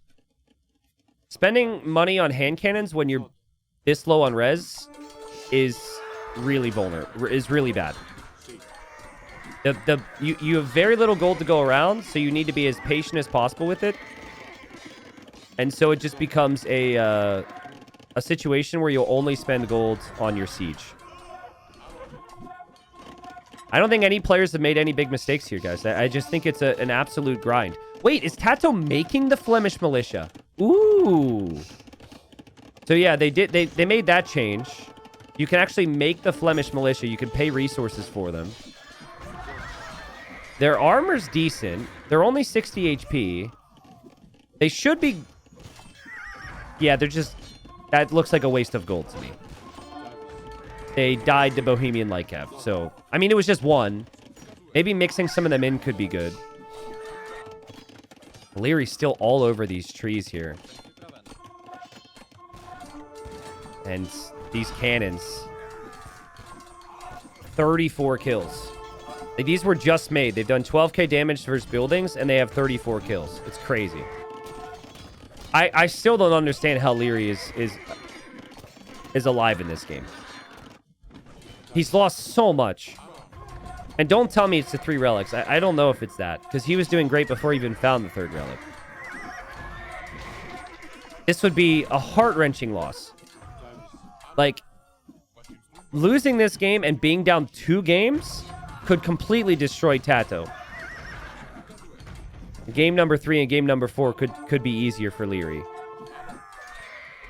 Feels like whoever wins these types of games almost always win the series. Okay, random ram and random trap from TaToH. Desperation. Will Liereyy notice that?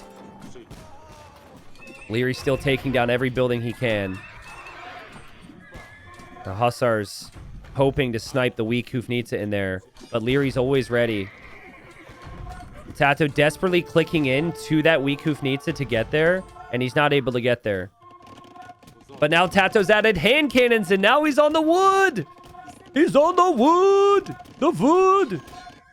Trebuchet and ram. Sneaky, sneaky. Trebuchet will not be enough. Hufnitsa's still making progress. And now the hand cannons, which is so costly on gold, guys. They're not in a big enough number. They can just get picked off so easily to light cav. I think we've seen TaToH try the desperation moves. He went for some Flemish militia with his gold, and he went for hand cannons with his gold. None of it has worked. But he does snipe the Hufnitsa. Loses 1 cannon of his own, but all the Hufnitsa are gone for Liereyy. And this is what we call a full reset. That just added another 30 minutes to this game. Oh, man. Do you guys think we'll see the button? I don't think we're going to see it, man. It's so expensive. It's like 1,600 food, 900 gold. He doesn't have the gold anymore. What is the button? It's the revolution. So all your villagers turn into Flemish militia. And it's based on... The cost is based on how many villagers you have. So it's really costly now with this many vills. Before it had a set cost. I want to see it for entertainment, but I think it would lose in the game. I don't know if they're good enough against Halbs. But it's not looking easy anyways on the whole wood situation. I'm looking around for trees. He's got that. He's got some chunks of wood over here. Lierey's kind of slowly retaking the south. How fast does it research? It actually researches like instantly. And yeah, here's Lierey's wood situation. 50k wood left. Oh, and a bomber cannon is coming in from TaToH. With an army to protect it this time. A lot of Lierey's farmers are behind this. TaToH's selling food like he really wants gold right now. But yeah, he's just producing the Flemish militia. He's not going to click that button. What a game. It's been like 600 villager deaths. Not the stats at the bottom left, because we disconnected from Capture Age. 600 villager deaths in a 200 population game. And there's been no, like, you know, disease that has spread through the town, like back in the day. It's been military. It's been pillaging. It's been madness. Liereyy now selling, like, he's desperate for gold. I think he's noticed this. And he needed to buy stone. So he sold off to get gold to buy stone to keep this castle up. He'll bring an army in. Here comes another freaking Hufnitsa. I swear to God, Liereyy, if you keep this castle up again, you've done this 16 times, bro. It would be insane. TaToH notices. He's been here enough before. And the Hussars will dive for it in there. And he doesn't get it. No way, he gets it. He gets it. He gets it. He gets it. And TaToH will just fire with the bombard cannon as many times as he can before he loses it. Raids with halbs and skirms on TaToH's eco. Castle stays up for Liereyy. He'll sink more stone into repairs. Where is Liereyy taking wood? Here's Liereyy taking wood. Is this where Liereyy starts to run out of wood for reals? I don't know why I said for reals. Little embarrassing, but it's an important question right now. TaToH seems to have some trees to chop. Lierey's trees are vulnerable. He does have 100 halbs in queue. But TaToH has 100 hussars in queue, and some halbs, and some hand cannons in queue. But then again, TaToH is losing his buildings. This is unbelievable, man. This is unbelievable. Look at all the lumber camps coming in from Liereyy. Why do we have this crazy of a game when there's no king, by the way? Because, like, there could genuinely have been king snipe attempts with the light cav on the castles and the towers. It's a shame that this game has happened with no king. And all the other Regicide Fortress games, not all of them, but many of them aren't as crazy as this. What a grind. This is just going to be a stamina series now as we close in on the 2-hour mark. And I still have no clue who wins. Like, Liereyy having 75 halbs in queue is huge. 100 halbs in queue is huge. And the main queue for TaToH is hussars and vills. They both have lots of vills in queue. So, I mean, halb v hussar, the halb will obviously win.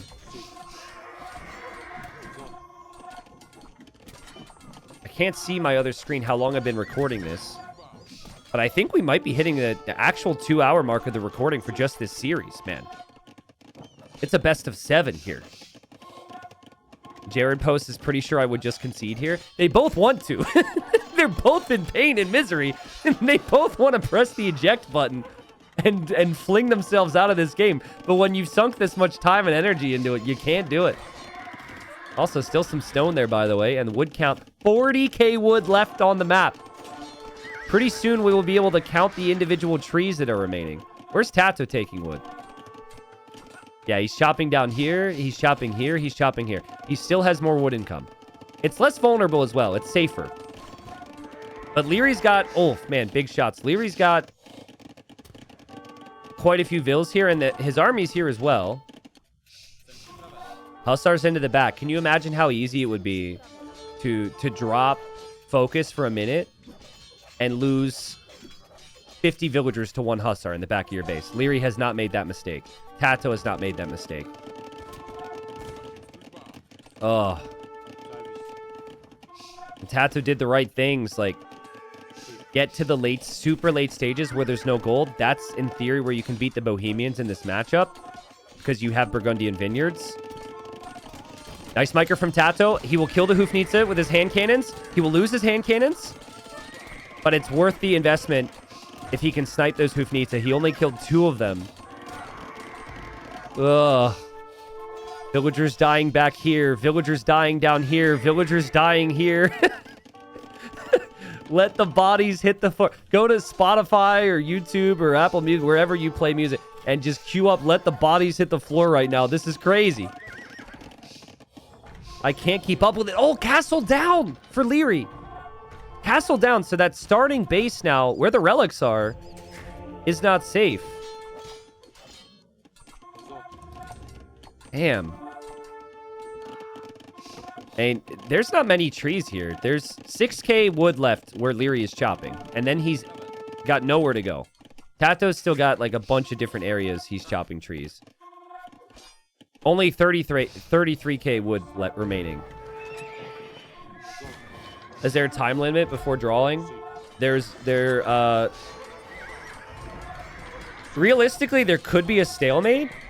That never actually happens. The only time I've ever seen both players not be able to kill the other and all resources run out is the YouTube video 95+ hour AoE2 game. The game that lasted until someone's internet went out. Which included people, they literally left their PCs and they were hoping the other person would be asleep when they would try and bait castle fire with random light cav against their final castles. If you've never seen that, it's on YouTube. It was a ranked game as well. There were news articles about that. It was hilarious. Rubenstock versus Andre, yeah. So funny. It literally would have gone on forever. They couldn't kill each other, but then Rubenstock's internet went out. Makes sense, right? You could probably travel to Finland from Romania within the couple days and find, you know, just pull the plug. There's not that many people in Finland. Just ask around, describe him, and then you just pull the plug. Just cut the cable outside of his house. That's probably what happened. Guys, who's winning this game? Who is winning? What is this game, dude? This is crazy. Off the reset, this is the KD. Like, this isn't the actual stats. Oh, Lierey's found a big chunk of trees. Let's go. Oh, that's a healthy bit of wood right there. Damn. Okay, 7k wood. TaToH needs to notice that. TaToH's killing villagers here, so I guess he's happy about that. And he's also defending down here. Oh, man. Just casually, game number 2, you know? Game number 2.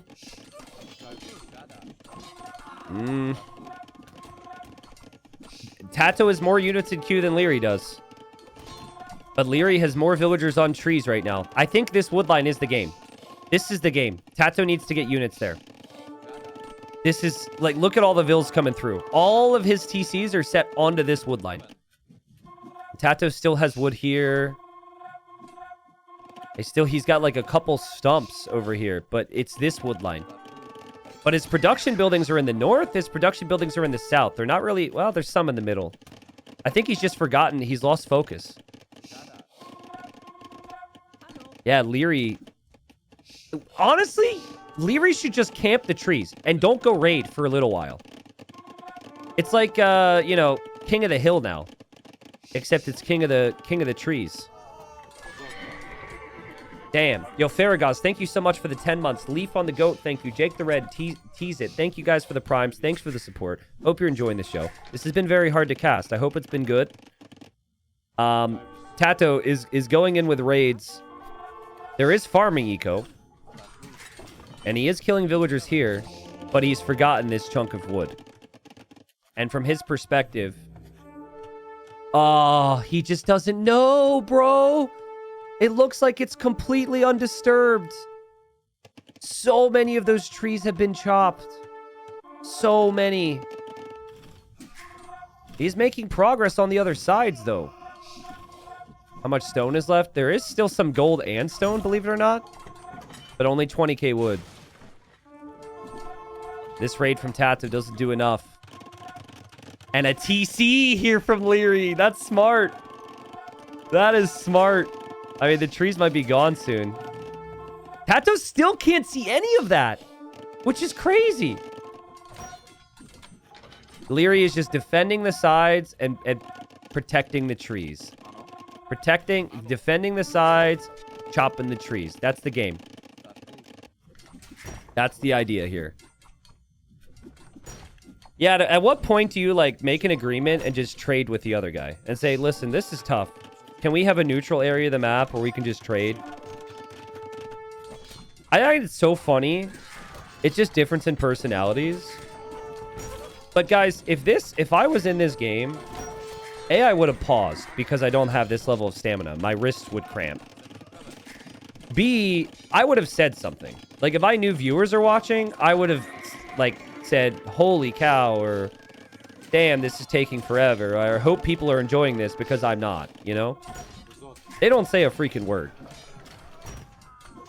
TaToH making progress here. I mean, the TC, the relics, everything's here, but the trees, dude. And guys, we have 15k wood. 15k wood. Here's some of it. Can I change the mini-map to a different mode? Is there a tree mode? There's resource mode. There's resource mode.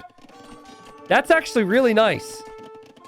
So where are the biggest chunks of wood? Here, in Lierey's base, and over here, which TaToH has vision on, but he's not chopping. I think we have to go back to military mode, though. Liereyy will have to move his vills somewhere. And, I mean, I'd love to see some villagers coming forward from TaToH right now. TaToH still doesn't have as many halbs in queue, so he definitely doesn't have the wood count. Liereyy, 105 halbs in queue. I don't know where that gold is. I think it might be a tile in TaToH's base or something. But that's a Treb at least. A couple Rams. TaToH's just selling off food to get gold. He's actually buying stone too. Which could make sense for... Oh, towers. He's towering the wood line. It's a good play. He needs it. He can't lose that wood line. Liereyy is farming here? Well, that's about as safe as anywhere, I suppose. I wouldn't normally suggest farming right next to the opponent's base, but what is your base anymore? Wait, is TaToH going to revolution? We might have it. We might actually do it. Look at his gold now. The tech comes in super fast. It would turn his 132 villagers into military, which might be enough. He'd be 200 military. Nah, there's no way, right? This would be epic because no one seems to think this is good or worth it. I'll see how he spends his gold. He's just making Flemish militia. Okay, so he doesn't want to not have vills. So he's just queuing up Flemish militia, which are stronger. I keep getting excited for the revolution.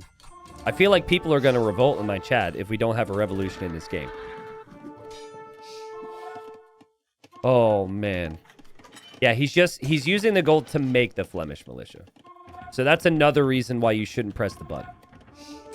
Because you can just make a certain amount and keep your eco alive. All right, wood update.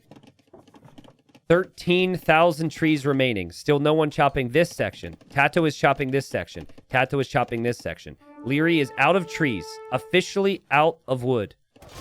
But he has 118 halbs and 50 skirms in queue. But he might lose this town center. And all the villagers that are here. Man, Bohemian halbs are insane, though. Did you see that? That's crazy. And he just uses the vills and goes bonk, see a ram, and back inside the TC. Liereyy has 0 Hoofnitsa. He has 0 trees. Does he forget about this wood line? Like, I understand not thinking about this wood line or this wood line. But there's wood right there, bro. It's in your base. I know TaToH keeps attacking you there, so maybe that's why. I mean, he does have enough units in queue that he might actually not even want to produce more vills. There's an argument for deleting 50 farmers, so you can get 50 more halbs and skirms right now. Yeah, we can look at their APM later. I don't trust my capture age to not crash again, so I'm going to try and avoid clicking some of the other options here. But I'm sure their APM... I wonder if it goes down over time. That would be pretty funny. Still 93 on food for TaToH. 97 on food for Liereyy. How? 105 on food for Liereyy with nothing on wood. He's probably clicking vills to all the vacant farms he's finding. Because obviously they build a lot of farms throughout the game. Oh my goodness. Man-at-Arms? Lierey's gonna try and tech all the way to champion? I mean, that's a tough road. That's an expensive road. But if he can get some champs and the hand cannons are gone, maybe. I don't know. That's supposed to be the unit that can destroy trash. But tech switching in this situation is crazy. The skirms for Liereyy, diving in for those hand cannons from TaToH. That's focus fire there. He's controlling that. He's microing that. Oh, but TaToH finds a random Hoofnitsa. This Hoofnitsa wanted to be a farmer. What are you doing, bro? You're military. Okay, he goes back to his work on the farm. I don't even know if Liereyy knows that's there. But there it is. Another little attack for TaToH. It's a poverty war. They're both so poor. They can't afford to kill each other.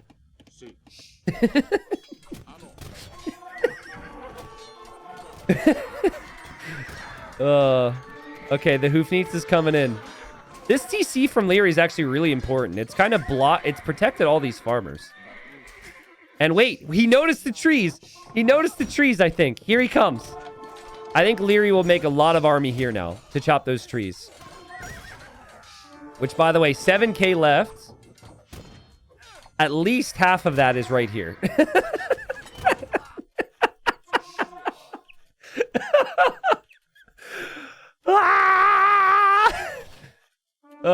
Someone says T90 just got here. Did I miss anything? No, it's been a fairly standard day. You didn't miss anything. This is just a normal game. 7k wood left. You just skipped all the you just showed up to the final episode of the season. And people have been complaining nonstop. They kept teasing this revolution that never happened. But here we are. People cannot believe that they have watched this. But you can't leave now, guys. We've got you trapped here. That's how it works. Where's the gold? I don't know. Amongst a dead body somewhere? I don't know. Okay, I should probably look at that. Not be so annoyed. It should show on the minimap. Oh, it's right there! That's a Hoofnitsa, bro! It's just little pebbles of gold, though. You can't really tell. But yes, that is where the gold is. It's been in Lierey's base the whole time, or near Lierey's base. He's taking the trees. We're down to 5k wood, guys. 5k wood. We will be counting individual trees soon. And still, they both have almost 200 units in queue.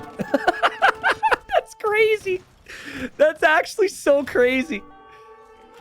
How are they both still, like, so heavily invested into this? This might be a stalemate. We might reach a point where you should never, like, be aggressive. Because it could waste your units. But that's when all the trees are gone. Murder holes! Lierey's getting murder holes 2 hours and 10 minutes in. I know players that would have got that first thing in Castle Age. Not naming names, chat. Not naming names. Oh, look at Liereyy. It's the tree heist. He's stealing the trees. My trees, he says. My trees. That's so funny, man. How much wood? 4,000 wood. This is only game 2 in a best of 7. Oh my god. I'll just leave it up, I guess. They have lost so many villas. It might actually be close to 1,000 villager deaths in this game. I don't think it is quite. But I think there was 250 villager deaths before my capture age dropped. Unfortunate that happened, but it is what it is. TaToH knows that this is where Liereyy is right now. And this is where the main battle is going to happen. Into the meat grinder go the Hussars. Not a bad choke point, though, for TaToH, because the hand cannons are getting a lot of free kills in there. I mean, when the fight finishes, there's not going to be any trees left to fight over. I mean, there's... Okay, congratulations. The trees are pretty much gone now. The hand cannons will snipe the bombard cannons. TaToH's probably not getting any of those again. He is making a lot more hand cannons than he used to, though. And he's killing off the hand cannons now. Maybe that's what you do. Maybe you get to, like, 50 hand cannons now, because wood is hard to come by. We have 15 trees left on the map. Soon, single-digit trees. I can see 2 of them here. One of them is a dead tree, but that still has 100 wood. I don't know where the other trees are yet. We might need to go tree hunting pretty soon. And TaToH really desperate to kill the hand cannons. They're both going to build up a big, massive hand cannons, it seems. Remember, Lierey's got that additional relic, so he should be able to do this. Oh, and TaToH's bombard cannon. No, that's a whole 2 trees. He just lost 2 trees. painful loss there for him. He does have another bombard cannon on the way. Wood is being chopped somewhere, guys. Somewhere. I think you should stop making bills now. This is going to get very silent. You can tell it's starting to get there. Still crazy they haven't said anything. You should be Hoofnita hunting if you're TaToH. Because your castles can't get pushed if you have the Hoofnita, if you snipe the Hoofnita with your Hussars. Okay, let's play a fun game called Check How Much Food is Left on Each Player's Farms. 18k food left on those farms. 29k food left on TaToH's farms, and I missed some. So, TaToH will get a lot more food income long term. He also gets some gold from those farms. He also can sell food for gold. But then Liereyy has the relic. Okay, here's some trees being chopped. That's one of our final trees. It never goes down to 0 in these games. There's always like one stump that someone misses. I'm looking for them. But what a game. TaToH has the button. TaToH's not clicking that button, chat. I'm sorry. Just stop thinking about the button. The button has a hold over your mind, and you need to be set free from it. It won't happen. The button was way earlier. This is... They're too poor for the button. TaToH will be looking for villager kills. That's a big, big, big solid army from Liereyy. That's just shredding everything. Good thing that Liereyy researched murder holds, too, because that castle would go down otherwise. Apparently 6 trees on the map. I don't know where. Funny to me that Liereyy still didn't get this gold. It's actually sad. I want this to be zeros across the board. Did he find the gold? No, he found the tree. They're going to a tree somewhere. Oh! There they are! Okay, Lierey's got the wood control advantage now, guys. Big, big wood control there. There might be a tree behind a castle. Yeah, true. I could actually switch this. Oh, there's TaToH's trees. There's apparently... Oh, yeah, true. There's 2 trees by the castle. And then there's 1 tree here. I think that's all of them. So, soon less than 4 trees. They're all just stumps. Crazy game. Crazy game. TaToH has 164 Hussars in queue. His queue is much better in terms of overall units. It costs wood to make a skirm and to make a halb. So, skirm and halbs are no longer easy to make. But the hand cannons cost gold, and Liereyy has the gold income because Liereyy has the extra relic. What's the actual win condition this super late game? The win condition never changes. It's just, you literally just, you survive. And it's like, you know, in a basic survival scenario, there's like this handbook, and it's like, well, first you have to find a water source, and then you need to find a place for camp. This is where, like, all shit hits the fan, and you've never... No one knows. No one knows. No one's written about this in a book, because everyone who encountered these situations died in the wilderness, okay? There's no information available on what to do. So you just have to... You just got to get everyone you can, and just hold on. There's 2 trees remaining. I think they are the trees that are next to Lierey's... Yes, we found the final 2 trees. It is the 2 trees next to Lierey's castle. That's hilarious. Damn. I can't wait till this hits YouTube. There's going to be one guy, probably named Craig, making a running out of wood joke, you know? Oh, it's nice to know other people have that problem. Shout out to Craig. Sorry you having issues. 30 hand cannons for Liereyy. 37 hand cannons for TaToH. I would still lean towards TaToH in this game. Plus, he has more eco right now. Liereyy, can you please take the gold in those trees, though, so I can have 0, 0, 0, 0? I don't think he'll be able to. I think Liereyy will lose this game. TaToH has a crazy unit queue right now. Liereyy has 15k food, though. I just realized that. 15k is crazy. He is going to make light cap. Now, remember, you need production buildings to make units. So if Liereyy didn't make a lot of stables before, he's not going to have many to produce the light cap out of. It doesn't look like he has that many stables. He only has 5 producing. Oh, and the skirms, the skirms, the skirms. So costly. So costly. Liereyy has no market. I think he did. Not having a market here is crazy, though. Yeah, farms are all starting to expire for him. Yep, everywhere the villagers are running out of jobs. If he needs a market, he needs to find these 2 trees. Does anyone see a market for Liereyy? I'm looking. Did he lose it?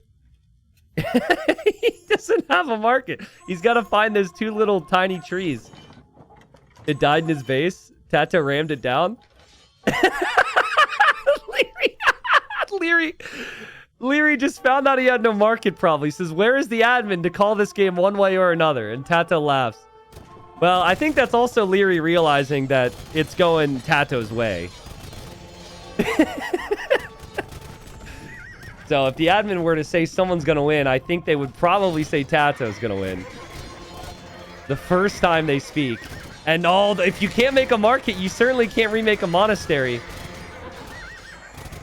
TaToH has to be patient here, though. He has to be very patient. Again, that bombard cannon is 2 trees rolling around. Oh, man. Lierey's pushing it back. Lierey's pushing it back. Yeah, Liereyy built a couple markets this game. He might have one somewhere. But if he did, he'd be selling food, right? To get more gold, to make more hand cannons, probably. I think Lierey's just stuck. I don't think he has a market. I think chat is correct that there is no market for him, and he does not see those 2 trees. He'd definitely be selling. He should probably be queuing more hand cannons as well, if he realizes. And he is, yeah. That's so funny. And the trees are right there, Liereyy. But, I mean, he's not ever going to notice that. TaToH is 100 on food right now. And again, just having crop rotation. We've finally hit the point in the game where having crop rotation pays off, guys. Only took 2.5 hours. Yeah, that's enough hussars to completely block this area off and take the monastery down.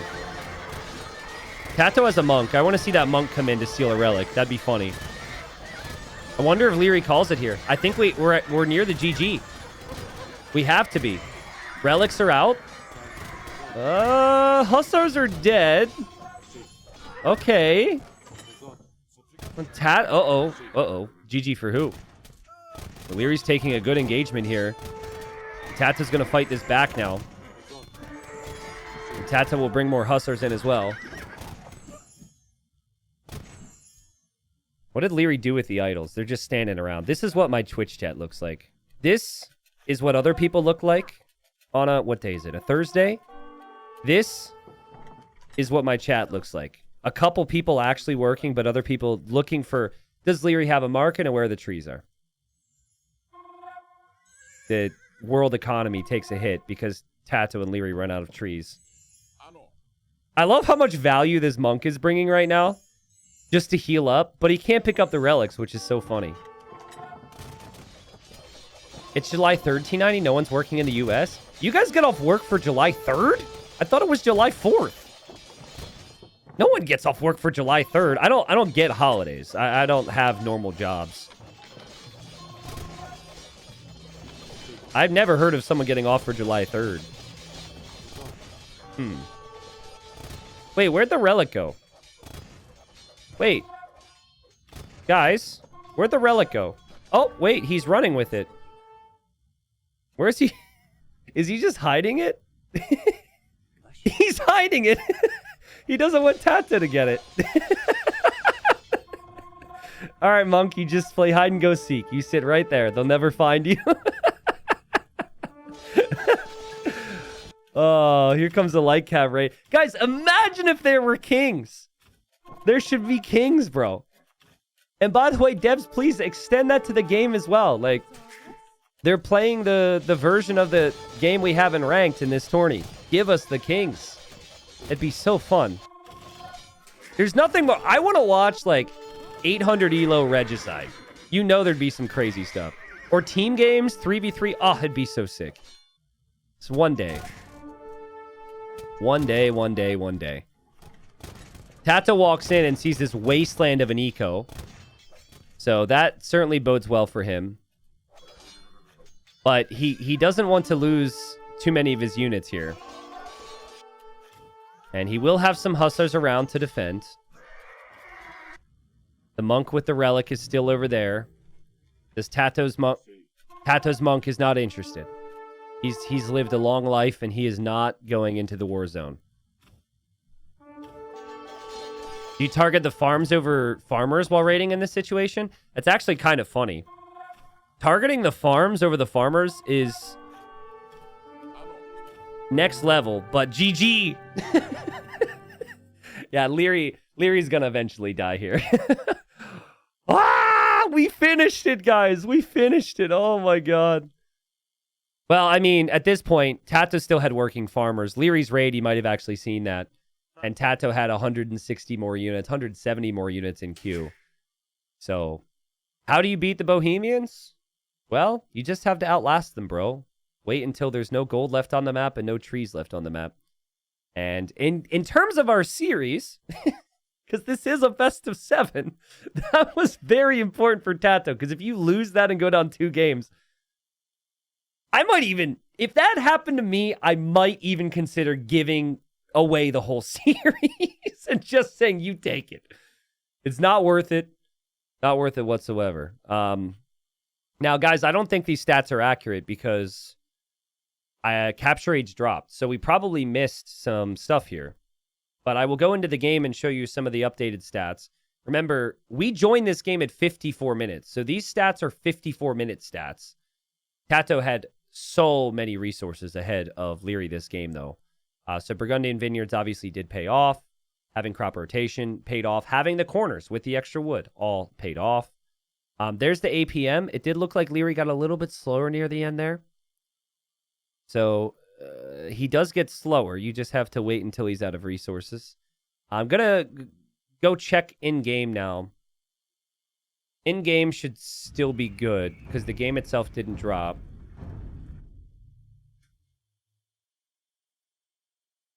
I just clicked the wrong button and I clicked out of the game. I'm as upset as Liereyy right now. I'm so sorry. I will get the stats from somewhere else. Surely I can get the stats from somewhere else. Can someone get a screenshot from Mario's stream or another stream? We can get it. I'm so sorry. God. I thought I clicked so like the direction of check the stat, the location of check the stats and return to main menu changes. So muscle memory had me click the area that I would normally click and it backed me out of game. I'm so sorry.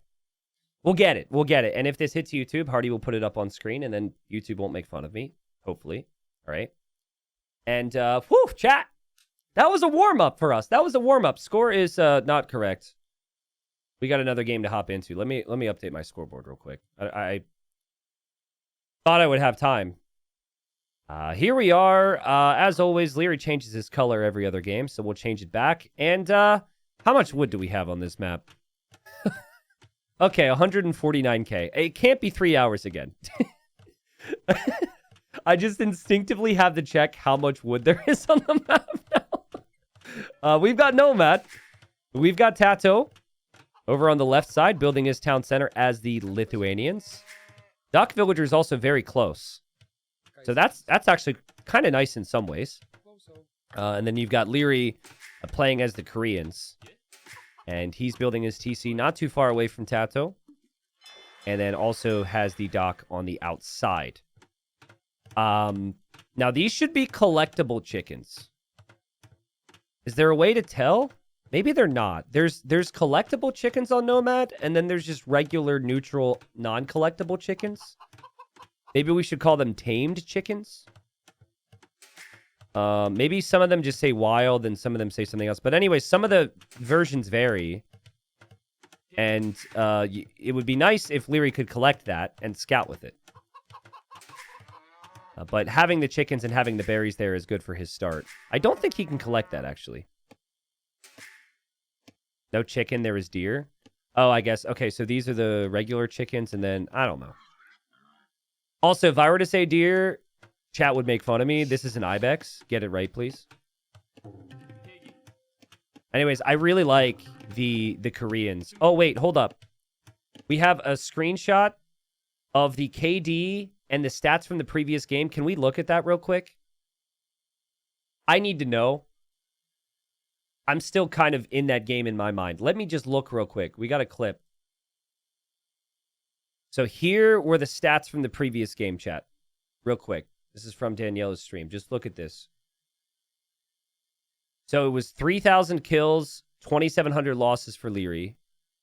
And that was the res collected. So it was actually more for TaToH. Okay, thank you for clipping that. Thank you for clipping that. I wanted to see the eco KD too, but that might be tough. We can worry about that later. Okay. I think if Liereyy notices that TaToH is close, this is really good for him. But that's going to come down to the sheep scouting. And so far, it doesn't seem like he's going to find TaToH. TaToH, though, is also close enough to this boar where they might actually both end up going for this boar. And TaToH only has this boar around otherwise. So TaToH scouting with one sheep right now. If that boar doesn't walk into his vision, this could actually be really tough for him to get by with food. Who won game number 2? Game number 2 was TaToH. Thank you, Detour. Can you imagine if I misspoke there? Chat would have been so upset with me. And wait, Liereyy, the cow. Oof. Okay, so now he knows that he's there.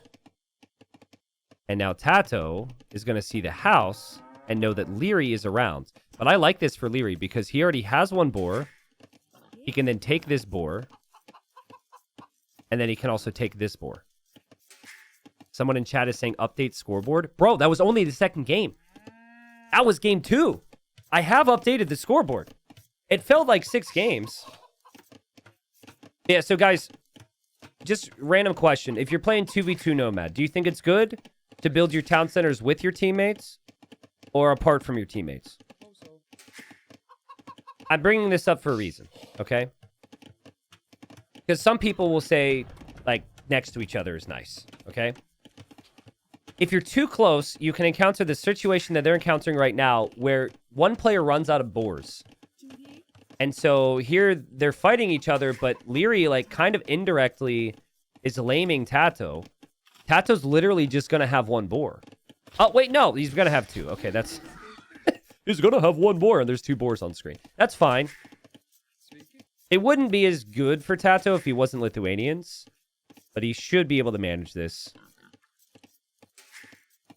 Some people are place their TCs together. Some people place their TCs apart. And then a couple people said it depends because they're awesome. But yeah, I don't know how much of this other areas of this map is going to be important. I just find this is going to be awkward for TaToH because look at the movement areas. Like, if Liereyy wants to expand and move around here, there's open space. He can breathe. And then TaToH's, like, got these massive wood lines to walk through. He, again, still does not have a third boar available. But he did have the fish. He will, I think, place a lumber camp here. And he might head up the feudal age. Never really found where the dock was for Liereyy. Liereyy never found where the dock was for him, but Liereyy can at least use process of elimination to probably guess that the dock is not down here. Technically could be a dock here from TaToH. That'd be very unfortunate, though. So he's doing the right things to scout with the cow. Someone says the real answer is it doesn't matter. You build your TC as fast as possible on Nomad. Instructions unclear. My TC is next to a straggler tree. As fast as possible, huh? I have no resources next to my TC now. What do I do? I mean, you're not wrong. You need to get the TC up as quickly as possible on a wood line. The rest you can usually figure out.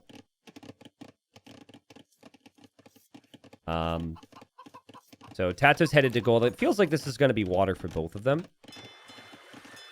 And that means likely a second dock. But Lierey's second dock is going to be pretty close. Now, in some ways, this is good because he's closer to disrupting TaToH. But in other ways, it's not so good because his docks are separated from each other, which makes it really difficult to properly group up the units. So assuming... Oh, wait, no. TaToH's going for a barracks. So TaToH's going to try and go for archers here. Then this could be pretty good pressure from Liereyy with that dock being forward. Ragnar, what's up? Good time to talk about this because we have lots of viewers here. He says, is it too late to join the next Kami tourney? First off, it's not called Kami tourney, okay?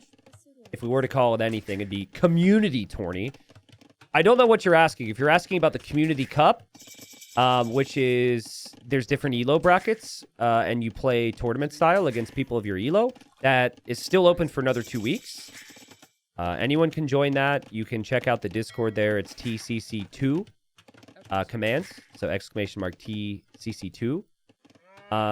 If you're referring to Regicide Rumble, which is the community game style, the free-for-all diplomacy, money on the line, that starts Wednesday. The community days are Wednesday and Thursday. And so you can, if you're there on Wednesday and Thursday, you can enter and maybe get in. And then $25 per king kill. You get placement prizes for top 3. And then Friday, Saturday is the pro days, where we have a lot of big names already signed up. And then Sunday will be the 2 final games, which is the Snipers final and the main event final. But I'm hoping you guys are ready for next week because Regicide Rumble is going to be insane. Super excited about it. And TaToH... TaToH just walks forward. I don't think he had any clue that Liereyy was here. And he's just, hello, Lierey's on gold. And Liereyy has no loom, bro! How are they right next to each other and had no clue? Liereyy is winning water, but he has no loom. Oh, but he's Koreans. And so he has crazy vision. That was actually smart from TaToH to wait for the next archer. Because then he can get multiple villager kills and... Oh, TaToH gets 2 villager kills and pushes Liereyy off of gold. That's good. What's not good, though, is that the galleys that Liereyy already produced have undone him on water. There will also be some fires coming from Liereyy.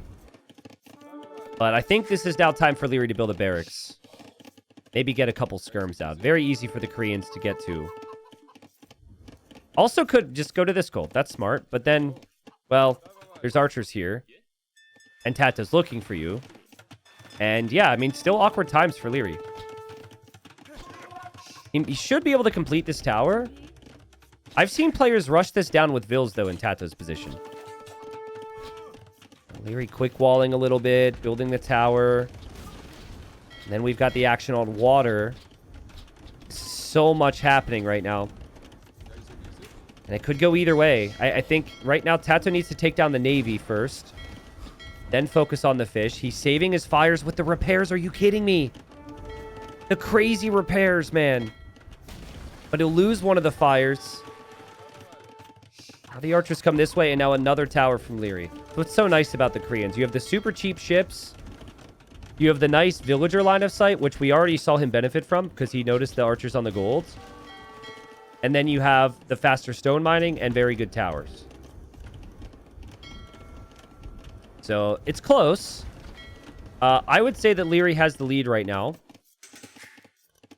Liereyy still has a lot of food around and underneath that TC with the berries and the chickens. TaToH, 0 food underneath the TC, adding a couple fishing ships. But he's got to place a mill here, and he is going to have some idle TC time. Already has a minute. So his food income has been horrible. He shoots down some of those chickens, though. Still feels like TaToH's going to build a tower here and try and be aggressive. Like, He's got to do something else on land. He can't just let Liereyy sit back with defensive towers like this and then just fight water straight up. 8 to 7 KD for TaToH, but Liereyy with this slightly better economy, but it's mainly because of the water. I also like how TaToH's sneakily fishing off to the side. So he's sneakily fishing over here, which Lierey's not really getting to anytime soon. And now a tower from TaToH. And Liereyy will counter tower. Ugh, but there's archers with fletching here, Liereyy. I don't know about that. Like, that seems extremely risky. And he might be doing it because earlier it was fine when there was no fletching. Lierey's 5 fish, T90. Yeah, he does. But it's getting relatively inefficient. And he needs some land control right now. I'm wondering if he'll sail all the way over here. TaToH could flee with those fish down to here and be fine. TaToH could just put the archers inside the tower, and now Liereyy has no stone. And now he's going to go to stone here. He refuses to make a barracks. He refuses to make any military. It's just going to be towers and water. Which could work. Would actually be a really good game to sneak a dock in the middle and add fish here. If they've even noticed that, though. There hasn't been a lot of activity down there. Liereyy has an idea. TaToH does also have an idea, but they've been busy. Liereyy almost up. But TaToH about to rebound on water a little bit. And TaToH shooting down this tower. Liereyy is up. Sorry, on his way up. Big difference. I kind of like it, though. It's risky, but if you still have another stone available, you're still on gold, and you're doing well on water, it's not a bad move. I just feel so stuck if I'm Koreans now because I can't make demos against a big group of fires. And they can bring in one demo to change the fight. So the micro's got to be perfect now. As someone in Twitch chat calls the GG, Liereyy is now losing his ships. So I don't know if he thought it was GG for TaToH or GG for Liereyy. But... oh, wait. Oh, there was a drop. Hold up. That's not on me. There was a disconnect, and we have a second... we have a restore file. GG. Bad timing from me calling that guy out. It's all right. It's right. So they dropped, and there's a restore. And we should be back in. Okay. So, yeah. I don't know whose internet was going crazy today on this day, but... again, I think they played this yesterday. And there's been a lot of drops this series. But we're back in. Liereyy still has his fish protected. But he did lose some fights on water there right before we had that DC. And Walter's in chat. Walter says, first time I catch you live since 5 years. Salutes in chat for Walter. What's up, Walter? Walter, welcome to the stream. TaToH needs to get to Castle Age. He's 2 minutes away. Wow, so we missed... did we miss like a minute there? With the recorded game, guys? It felt like we missed a gap of time there. Nothing I can do about that if they had a drop and a restore. But it feels like we missed a little bit because Liereyy was in Castle Age much faster than I was expecting there. He'll get the War Galley upgrade. He still doesn't have any real military on land. But he is going to make a rocket cart. And if he knows that TaToH is here, he needs to think about a castle there. And TaToH just not able to get back to the fish. And Lierey's got 6 of. TaToH also has the 6 fish. TaToH could maybe send these vills to the south, expand away from some of the action. But TaToH, are you going to be able to defend the front of your base? This is an issue. This isn't typical Liereyy style. Like, Lierey's not really a castle drop your face type of guy. But that's what you need to do on Nomad. And I feel like there's a very small window for this. But maybe you don't do it now because TaToH's in castle. And now TaToH can add other things. And those other things are going to be knights for TaToH. Also, don't even know. Like, Liereyy just researched Town Watch. Does he actually know the TC is there? He might think it's further back here. I don't know. TaToH getting War Galley. He's not focused on this right now, though. That's a really poor fight for TaToH. And Demo's not engaging, but maybe he's waiting until War Galley. And now he notices. Boom. Great demo for TaToH. He's back on top of the fight on water. Knights are going to come in for the rocket carts. And Lierey's building an outpost. TaToH can actually see the outpost is on the way up. Outpost completes, and there are the Knights, Liereyy. Can TaToH actually take out the rocket carts with the Knights? Because there's a tower, and there's the TCs there. And the pathing as well is always fun. And it's worth it to push this back and get one of them. Still kind of costly, and Liereyy says, "You shall not pass!" And, well, he doesn't trap the Knight, but he does kill the Knight in the end. And now he's adding monks. Yeah, dude, now that you've got monks, you can build that castle. This has to be right on TaToH's face. This is why I just felt like Koreans benefit from being closer. That's what, like, Nomad's random. You don't know what you're going to get. But with the towers, with the castle now, TaToH has to abandon this. And look at how tough it is for him to move around in this area. TaToH's checking his tech tree right now. He's like, can we turn this into a wood game? Again. Can I get crop rotation and somehow survive? It's a shame, though. He loses the range, too, so he no longer has a range to produce skirms. But he does have this little army over here.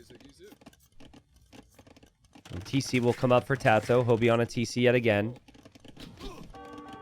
Liereyy just defended everywhere you look. TaToH with the score lead right now, which is interesting. He does have a lot more pop. But it feels like this game is twice as hard for him to play from my perspective. Mingo Bingo says, what are these rocket things? What happened to Mangonel?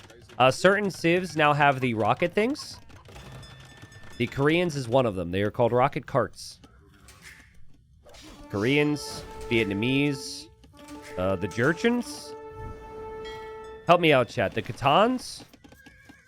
Is it also the Wu, the Wei, and the Shay, or the Shu, or the Chinese as well? I actually forget if Wu, Shu, and Wei get it. I don't think they do. Japanese? I don't think... Do Japan? I actually remember all the civs that get it. Oh, Vietnamese have mangonels, but they have the Fire Lancer. Yes, yeah, so... Chinese, Koreans, Jurchens, and Gatans. Got it. Okay. I knew that. I was just testing you guys, so good to know you guys pay attention. Keep track of this stuff. Fishing eco is pretty safe for both on the back side. That's not really of importance now. What's of importance is the land army. TaToH needs room to breathe. Where is he supposed to place farms here? If anything, he needs to be on fish more than Liereyy does. Just because of the lack of space for building. If he could get some vills down here, though, there's a little bit more room to move around. And he's going for redemption now.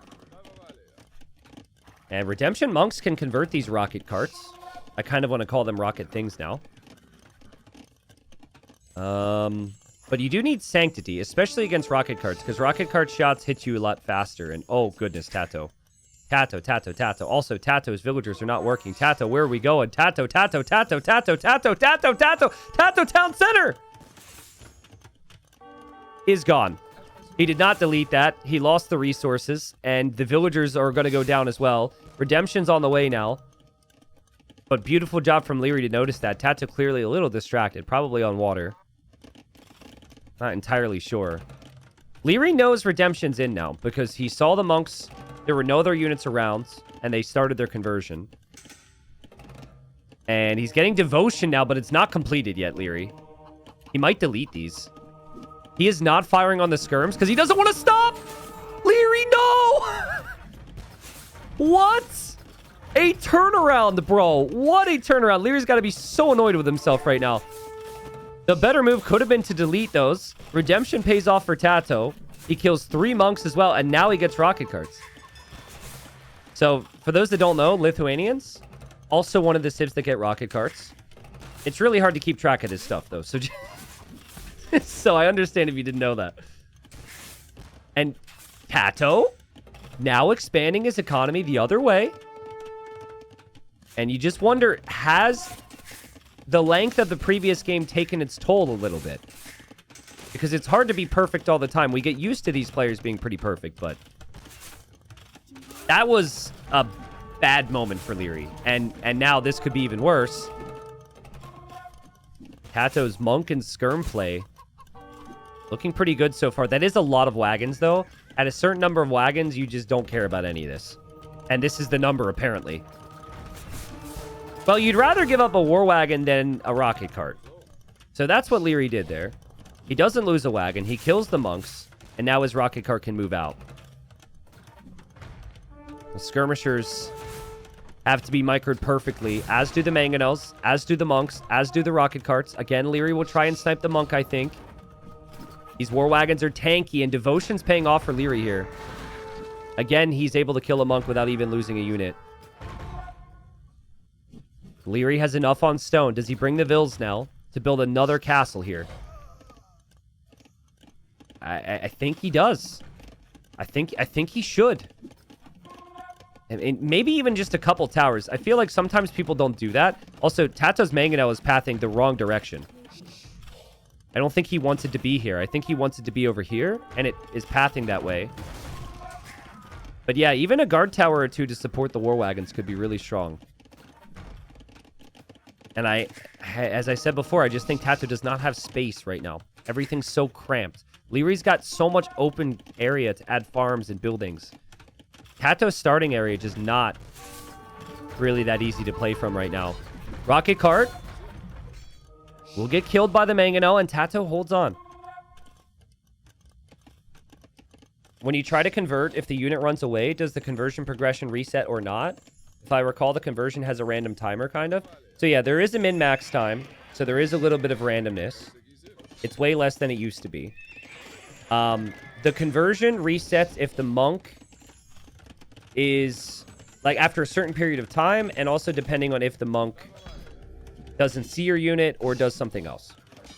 It's like if you start to convert, and then you task your monk to move somewhere, it'll stop converting. But if you start to convert and they run away, they can still see you. Sometimes they hold on to that conversion for a lot longer than is evident in-game. So, 79 villagers for both. Res collected's like dead even. We might have another wood game.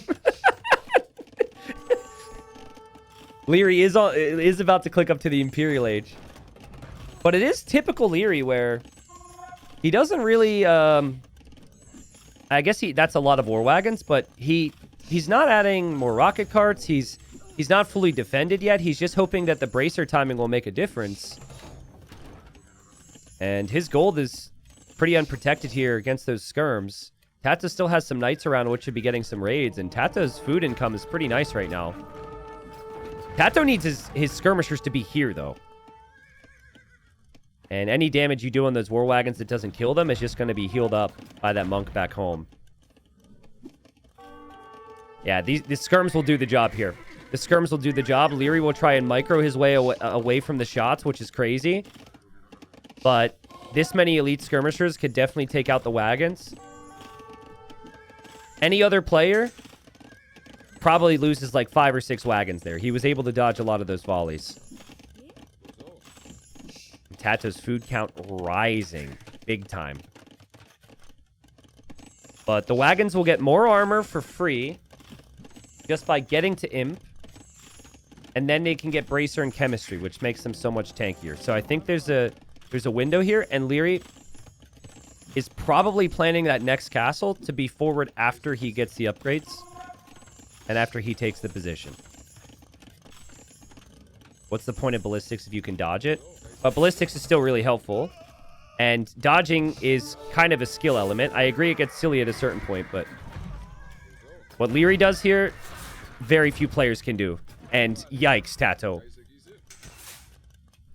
The rocket carts just, to me, they feel better than mangonels in almost all cases in Castle Age. Later on, it's a little bit different.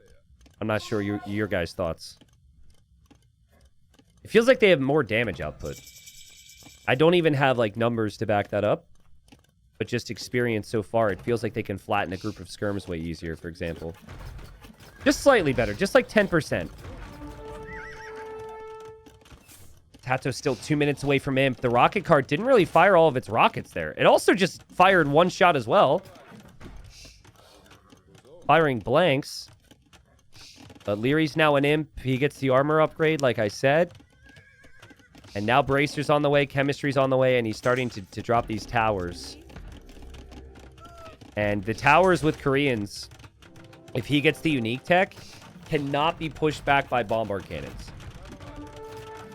We're still 4 minutes away from TaToH being able to even consider bombard cannons. Like, he would need chemistry. And chemistry he can only research when he's an imp. And where is TaToH supposed to take gold? Oh, there's towers down here from Liereyy. A wall of towers, actually. I think TaToH thought he was going to take this gold. Not happening, dude.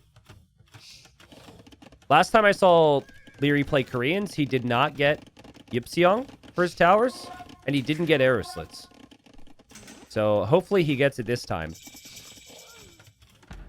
But I think this is Lierey's game to lose right now. I mean, TaToH is just kind of wedged into a corner. It's so tough for him to know where to take engagements. Now, Liereyy does have Vills exposed here. I think they were supposed to be building a tower, so I'm not sure what happened. But he'll lose those Vills. TaToH also losing villagers here as well. Lierey's going to make his own skirms, which I don't hate. I think going rocket carts again would actually make sense if TaToH doesn't have monks. But I guess there is that risk that TaToH could have monks. And Lithuanians don't get siege ram. They get capped ram, but they don't get siege ram. So I don't know. Is capped ram enough to push this back right now for TaToH? Someone asking about the MBL Hera series. Yeah, it was a good series. You can check the VOD for it. I no longer have spoilers on the other screen, so you could always wait for that. It was a good set. This set has been crazy as well. This has been 3 hours, and we're only in game 3. So, I mean, the 3-hour game number 2 certainly added to the length of the day a little bit. Capped rams come in from TaToH. And there's just still so much clutter here, man. There's so much army, the villagers, the bombard cannon. Like, how is TaToH even alive? How is he producing anything? He's got no space. He's got nowhere to move, nowhere to go. He's had 0 on gold. I think Liereyy also casually getting relic number 4 there. Yeah, I think this is going to be Lierey's game, guys. Just kind of felt like ever since Castle Age, he always had the position lead. And he lost some water here or there. The Vil counts were always even. And I don't want to... Oh my god, TaToH, careful. That's crazy. TaToH's like, I need defense. And he calls it GG. I think he deleted that castle. I don't think he lost it. But yeah, he didn't know where to go. Anywhere he went over here, there was towers. Here, obviously, he had no space. I just want to go back. Like, I really like to try and explain the reasons why someone gets a lead, right? And break it down and give a lot of credit to the player. And I definitely think Liereyy deserves all that credit. He played very well. But this is just an awkward spot for TaToH to end up in, right? Like, there's not enough space to move around and get, like, res here. There's 1 single gold, and there's too much wood almost. And then here, there's extra golds like all around. Like this gold's even an option, and he's got more space. So I think like Liereyy used it really well, and ultimately the forward castle was kind of key. But I'm really impressed with how TaToH played that. I think that was twice as hard for TaToH to play because of the position and maybe even the Civ matchup. So I wouldn't be too worried if I'm TaToH, a TaToH fan out there. I think he played insane, and Liereyy responds, makes the pain of game number 2 not so bad. Obviously, we had a disconnect midway through, so I don't know if all these stats are necessarily fully accurate, but Liereyy did seem to have the better eco, collected more of food, gold, and stone there. So, yeah, it was just, that's Nomad. That's the risk you take when you play Nomad, and TaToH got Nomaded a little bit there. Here we are, ladies and gents, game number 4. And we've got good old 4 Lakes action. Very fitting for game 4, I suppose. We got Italians for Liereyy, and then we got the Huns for TaToH. So for those that watch the Hera MBL series, this is actually the same matchup. Curious to see if we have a similar situation in terms of the maps. Because I pointed out in that cast that if you can play super safe, you don't really need to take the other pawns on this map. There's so much fish on this version of the map that you can just play a double dock on one pond if you wish to. Seems like Liereyy can wall, but it's not nearly as defendable, not nearly as wallable as the other gen we had. Here, though, this is very open for TaToH. So, no question, you can already tell that Liereyy has the big potential to wall. TaToH's playing as Huns, which don't build houses, so they don't have the natural house wall. And then this is pretty open. So, I think that's great for the Italians. Like, the Italians don't want an open map. They want to be able to play defensive. But yeah, chat, give me 1 sec. It's been a long day. I'm just going to adjust my desk here.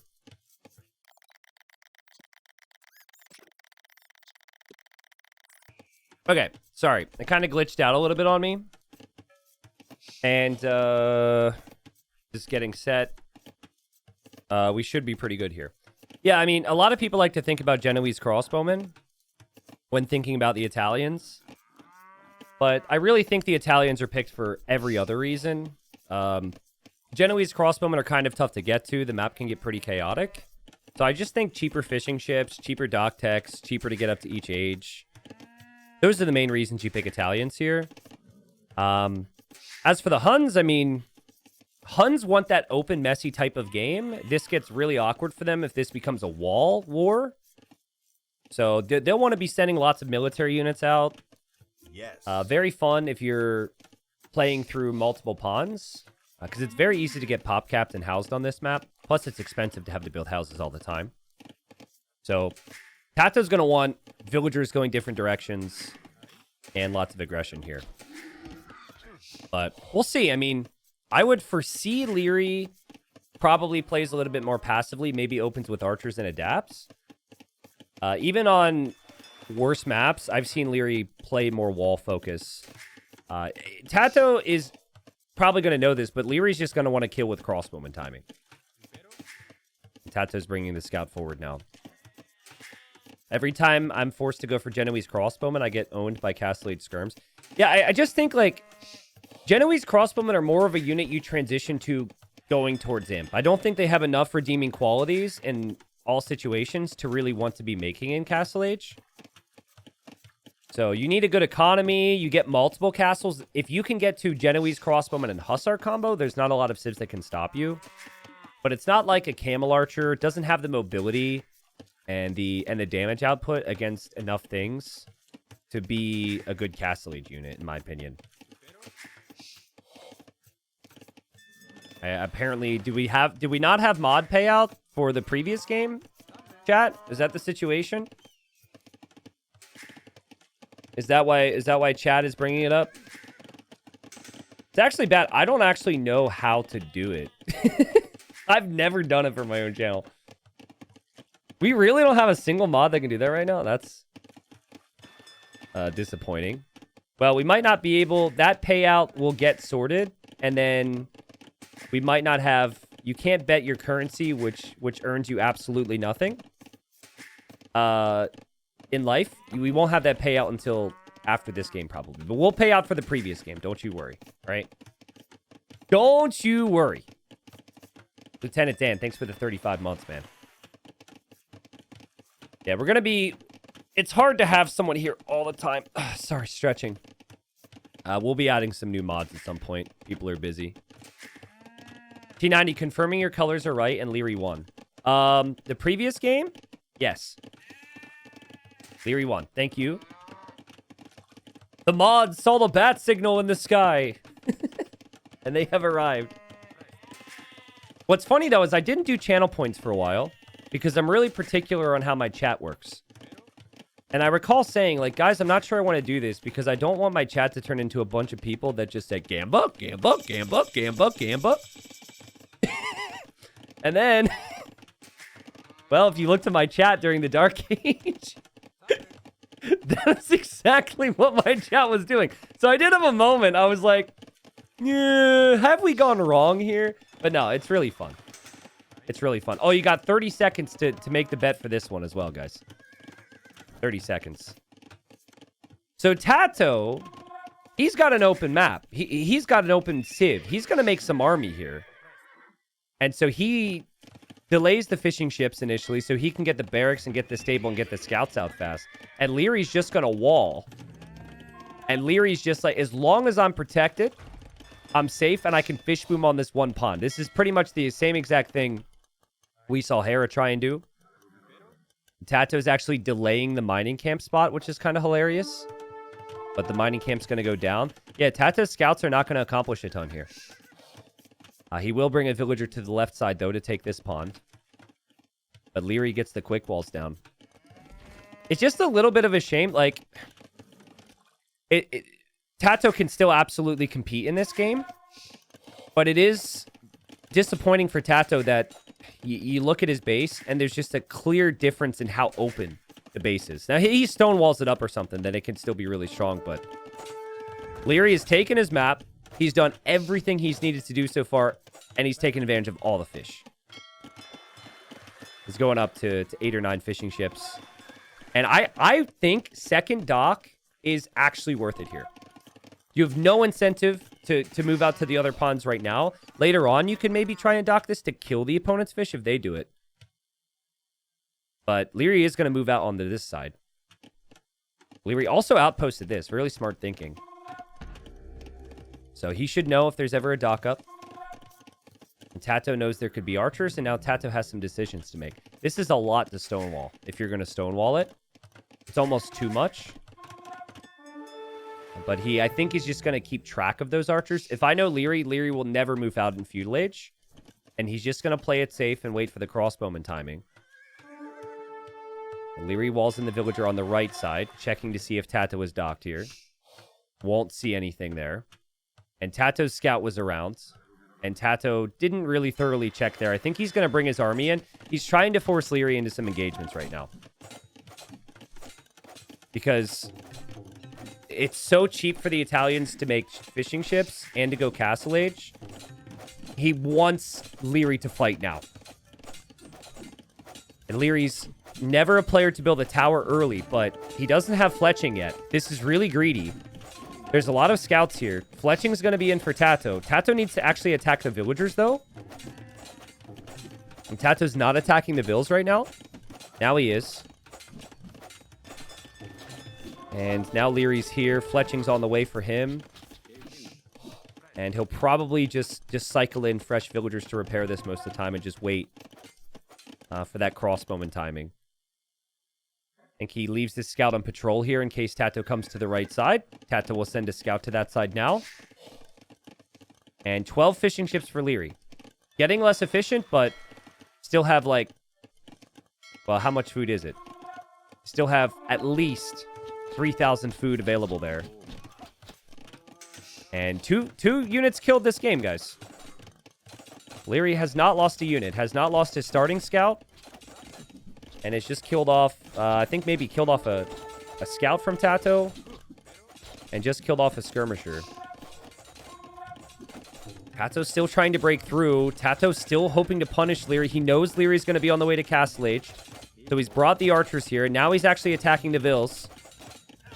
He doesn't have forging, so he's not breaking through the house as fast as he could.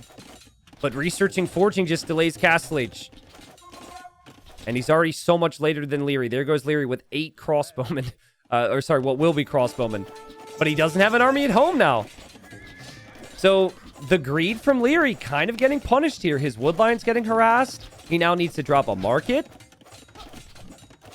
And he can barely afford it, but he is going for crossbow and he is going for bodkin. Does TaToH know he's about to get hit? I don't think so, but he should sense it. He's not seeing the archers here. I think he needs a tower. Good game sense from TaToH. He's going to click Castle Age, but this gets dangerous. I think he saw it. Okay, he saw it. He actually attacks with the archers to delay the crossbowmen. And oh my god, did you see that? He pulled the vill as well? That was actually really sick from TaToH. That could have been so much worse. That could have been 5 villagers dead and no tower. The little movements there with the archers and the villagers was really smart. And still he's hoping to break through here. House is going to go down. And TaToH's going to be in. It's a pretty big army there. And Lierey's actually sent his knights and scouts around this way? Which is surprising. I thought he could have met this head on. It looks like he's trying to trap this.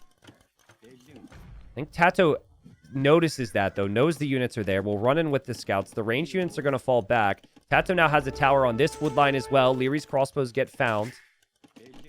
And it's kind of crazy how similar this game has felt to the other game we watched earlier, guys. Like the Italian player getting a wallable map, walling up, playing a crossbowman timing, the Hun player with a super open map, trying to do damage in feudal, and forced to go into towers. The difference is that I think it's a little bit more competitive here with the times, and TaToH's going to keep his ranged units alive. And he didn't take as many losses. Even though Lierey's got some good kills, it feels like TaToH's mainly lost military units here, so... TaToH's up. Bodkin Arrow's on the way. Liereyy still has not dropped Town Center number 2.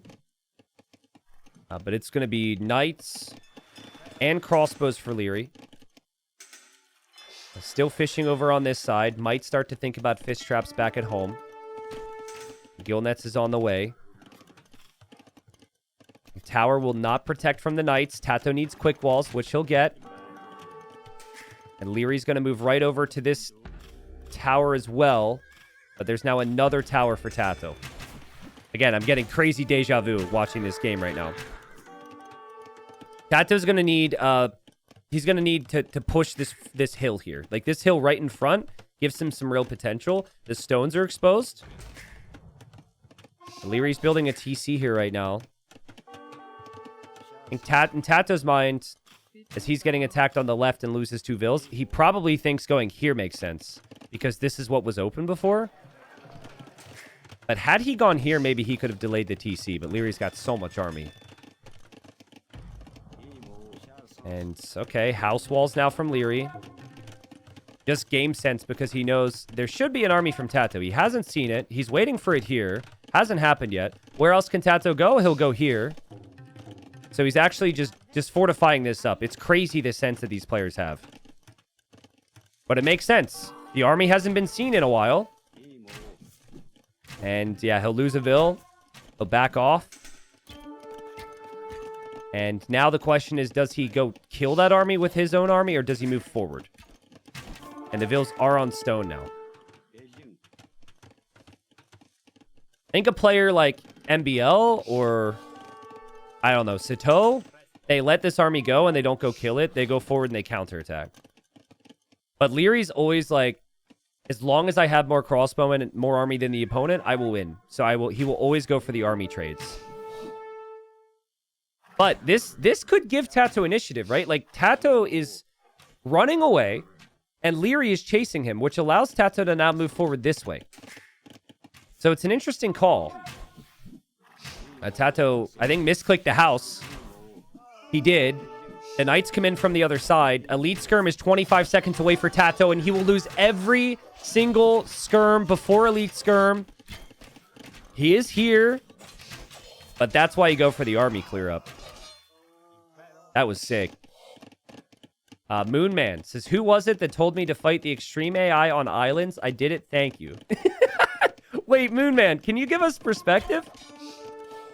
Were you struggling to beat the extreme AI? Was that it? And you were like, how do I beat the extreme AI? And someone said, play islands? Well, you seem really excited. So I'm just going to stop there. I'm not going to say anything except congratulations. I definitely won't bring up the fact that that's kind of a loophole. Because AIs don't know how to play water maps. I won't bring that up. I won't bring that up. That'd be too mean. That'd be too rude. Knights getting some pickoffs. TC goes up for TaToH. It's still all about this hill, guys. There's a lot of army. There's a lot happening. Really think this hill through the middle is key. Both players might want a castle there, but Liereyy is saving for it. And Actually, I could be wrong, by the way. The AIs might be much better on islands than I remember. The AIs don't build archery ranges on neutral islands, so I guess I've got no room to talk. 650 stone for Liereyy. And he just cleared up an army on the hill. This feels like as good a time as any to drop it there. Ooh, Exposedville's on the left side. TaToH finds some pickoffs. And there's the castle now for Liereyy. Yeah, see, TaToH's siege workshop timing is all the pressure that TC. It's going to be pretty tough to do that. Panic University for Liereyy to block the position. Loses a couple more vills. Liereyy needs to engage against this. I think he's prepping some walls here. Is he going to go for, like, markets and whatnot to block these units? Maybe not. I think he just needed a house. He has elite skirm now. He's got full armor. He has crossbow as well. TaToH's whole army will get trapped. And now TaToH advances forward, and he's just going to run into a castle. And this is so tough. I don't know what TaToH can do from here. He'll escape with a couple cav archers, and he just calls the GG. Again, I think Liereyy played his map perfectly. I think if you were to go into this right before it loads up and say, Liereyy, talk to me about what map you want and what style you want to play. He's going to say, I want a close map. I want Huns to have an open map. I can just wall up, and I can play Fishboom and crossbow timing. He got exactly what he wanted. I'm not that disappointed in TaToH's gameplay. I just think Liereyy, if he gets a map like this with a civ like this, I don't think he's really going to be stopped. I feel for TaToH. I feel for TaToH. I'm not trying to say it's just the map. But Italians, with a wallable map, with this much fish, just so strong. And maybe TaToH needed more chaos. Like, maybe in Feudal Age, he needed some towers.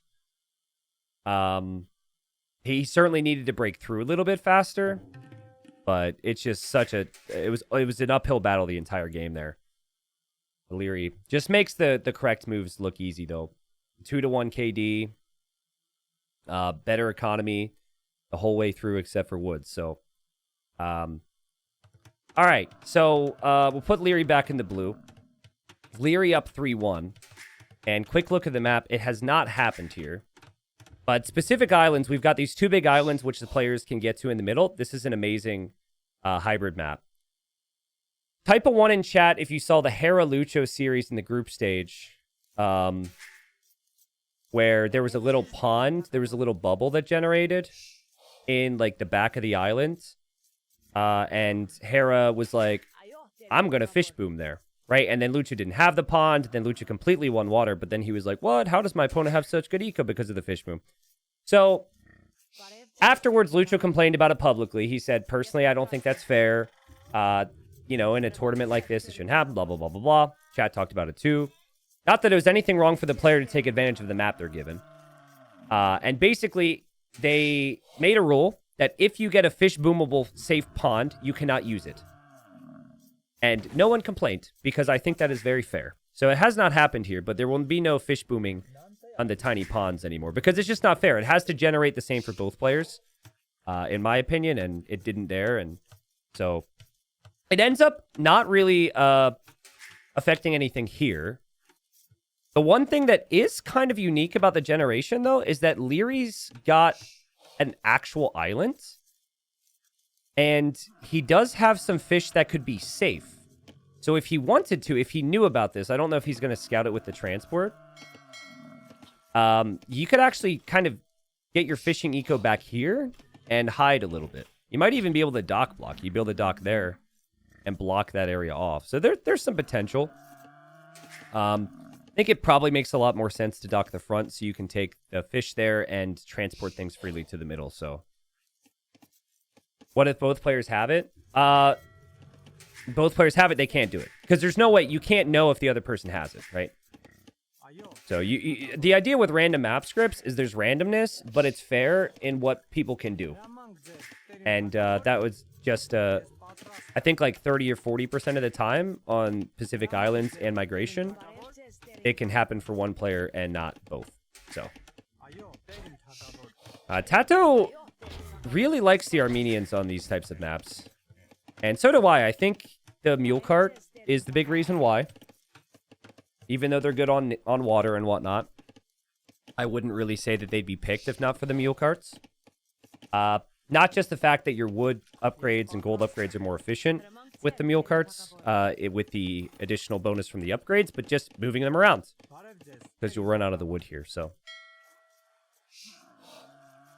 Mahler says, chat, I'm eating way too old bread and meatballs. Pray for me.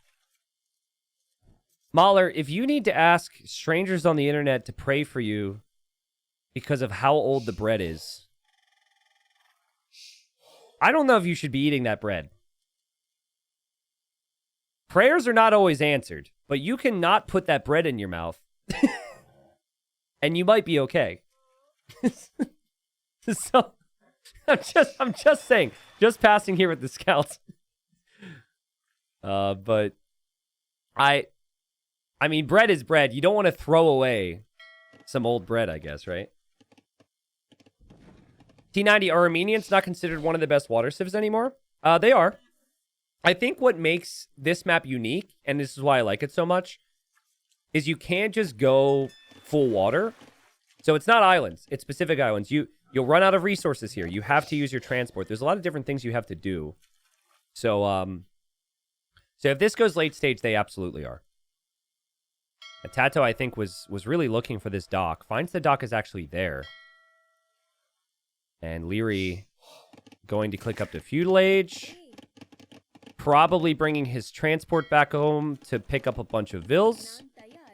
And he'll have to decide where he builds that lumber camp. I would say Armenians, Dravidians, and Vikings are top 3 on this map. Vikings kind of have a different play style, but those would be my top 3.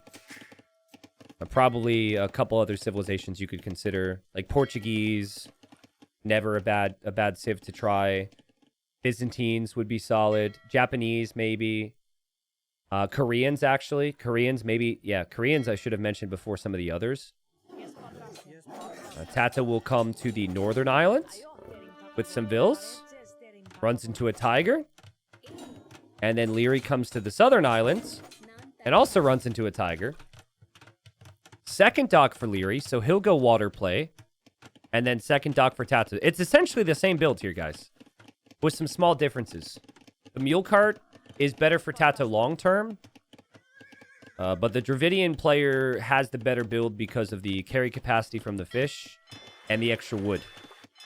And pop space from the docks. So all those play into this faster feudal age here for Liereyy, I think.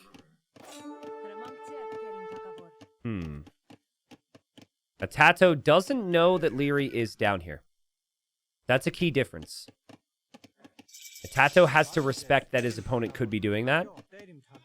I think maybe based on that feudal age time, though, he probably knows, and also because it's Liereyy, that this might just be a galley war. How many T90s would it take to kill a tiger?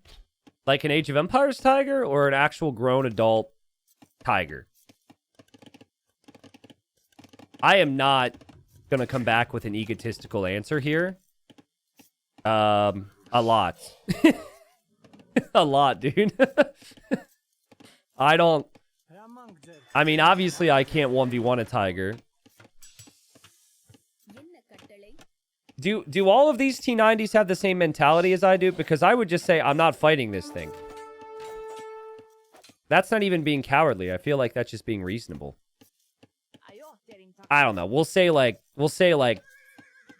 50 because 20 of us are not going to show up and the other 30 could do the job. There goes the scout and the transport there from Liereyy. Don't forget about the transport, guys. If there are archers, there can be sneaks. That transport ship is easy to hide with if you run around the outside. That was a nice save there from Liereyy. A tower now from TaToH. Just in case, because he didn't scout any of this, guys. He hasn't seen the galleys yet from Liereyy, and he's really paranoid. He has to respect the possibility that there could be archers here. That's crazy how just that scout presence from Liereyy on the front has changed so much. And galleys looping around this way from Liereyy. And he also has to respect that TaToH could maybe go for land. He doesn't have a scout here just yet. His scout is actually back here now. So maybe the scout will end up dying. And he finds TaToH's fish on the left side. First kills of the game. Kills 1. And will probably kill 2 and then back away when he sees TaToH. TaToH still doesn't have double bid axe, which I don't think was part of the plan. T90, just tell the tiger your lame jokes and he will die with boredom. All right, pal. That was unnecessary. Give me your best joke. You got 30 seconds. Give me your best joke. I'll give you a minute. Go ahead. You even have the internet at your disposal. Go ahead. Give me your best joke. That's right. Respect. Also, dude, they're going through the rock. Come on. I want to hear your best joke. Chat wants to hear it. And galleys will move through the middle now for Liereyy. Still no response. I'm looking at my watch right now. Still waiting. He just did say his best joke. Okay, maybe. Maybe. If he would have come back and said that, I would have respected it. Galley's looking for the fish that TaToH has remaining, which would only be 1. TaToH doesn't really seem to want his galleys to be around because he's looping this way. Really bad time for Liereyy. Really bad time for Liereyy to be here. And he'll lose a villager. And TaToH's on the way to Castle Age faster. He'll kill the fishing ship as well. He says, that was my best joke, lol. What do we think, chat? See, again, I would have given that some points. I would have said, respect. But considering someone else in chat said it, and we talked about it before, I'm just... Whoa, guys, we're not going to ban him. We're not going to ban him. Calm down. Not yet. He needs to come back with another joke. He has a second chance. Sorry, it's been a long stream. So with long streams, chat really needs to help me. When I go past 6 hours, that's when you don't want to make jokes at me, because I'm gonna come back, add some entertainment. TaToH needs some advantage to being Castle Age faster, and he just runs right in here. His galleys get surrounded by Liereyy. And Liereyy instantly moving forward after each shot. And Liereyy gets the pickoffs here. Beautiful job. I've been very confused by what TaToH's game plan was this entire game. To me, it felt as though he wanted to go galleys and then he stopped production. He was paranoid about land, which was just an incorrect call. And now, he definitely can't win water against Liereyy if Lierey's producing this much. Love the stock from Liereyy. And if he were to do any damage on land, Lierey's walled in this nice little circle here. Could potentially drop town centers and could be in a really nice position. So TaToH's advantage of Castle Age is what exactly? War Galley upgrade. And that's for 2 fires here, guys. T90, did you know koala bears aren't really bears? They don't meet the qualifications. Dude, let me tell you something about koalas. So when I went to Australia, I got to hold one, okay? You think they'd be fuzzy. You think they'd be, kind of soft and cuddly. Dude, they're gross. And the one I held didn't want anything to do with me. He kept trying to jump away from me to eat some leaves. The other one... Oh, TaToH's got a monastery? Anyways, we gotta stop talking about koalas. TaToH's going for the church rush right now. But yeah, don't trust him. Don't trust him one bit. I would not recommend that experience. Okay. How many times do you think Liereyy has been church rushed in his life? Maybe 0. I don't think anyone is church rushing Liereyy on Arabia. This is actually a strat. This actually gets out of hand real fast. This can be your only strategy if you really want to. So there's one church. Now there's another church. TaToH's bringing monks as well. And TaToH says, hello, do you have a moment to talk about my Lord and Savior Jesus Christ? Come here. Come to my side or be shot with my arrows. You have 2 choices. Keep in mind that this Navy for Liereyy doesn't do anything yet. It's taking down docks. But that's it. And now Lierey's going to abandon his base. Lierey's like, I'm out of here. TaToH, convert the transport. Convert the transport. Please. Notice it. Convert the transport. Convert it, please. Please. No. Oh, I mean, it was very unlikely that would have happened, but that would have been so sick. Well, he's essentially killed a couple vills. He's taken Liereyy completely off of gold. He's building a TC over here. He also built his first monastery on this island because you get a free relic with the Armenians. So he's saving his relics. And Res Collected's close for the time being. I also have a forward dock from TaToH. I think he just doesn't want Liereyy to be able to fish. He doesn't really know that Lierey's just been fishing down here. What happens if you convert a full transport? So if that would have happened, it would be TaToH's transport ship with 15 Liereyy villagers inside of the transport ship. So it's a very rare scenario. I've only seen it a couple times in pro games. But if you ever convert someone's transport ship, you do not delete the transport ship. You save that transport, you put it in the corner. That's wasted population space. I think we've talked about this on stream enough times that chat knows what's up. Also, if that ever happens in one of your games, please send me the game. That would be hilarious. Yeah, now the Navy from Liereyy is a problem for TaToH. Now he needs to fight back on water. Because he can't really do too much with his villagers when it's surrounded like this. But he's starting to surround Liereyy in his own creative way. And still trying to get some fire galleys out to go back home to solve the problems here. But, I mean, that's a lot of vills for TaToH that can't really work. Like, he has to get the vills somewhere, and he can't really protect himself either. There's still too many galleys from Liereyy. So, losing water completely is really, really bad here. The only thing, the thing that TaToH wasn't able to do is he wasn't able to get that extra transport with 15 vills to the outside. He just had the original 4 build a TC. That escape from Liereyy was a really big deal. But game's still really even.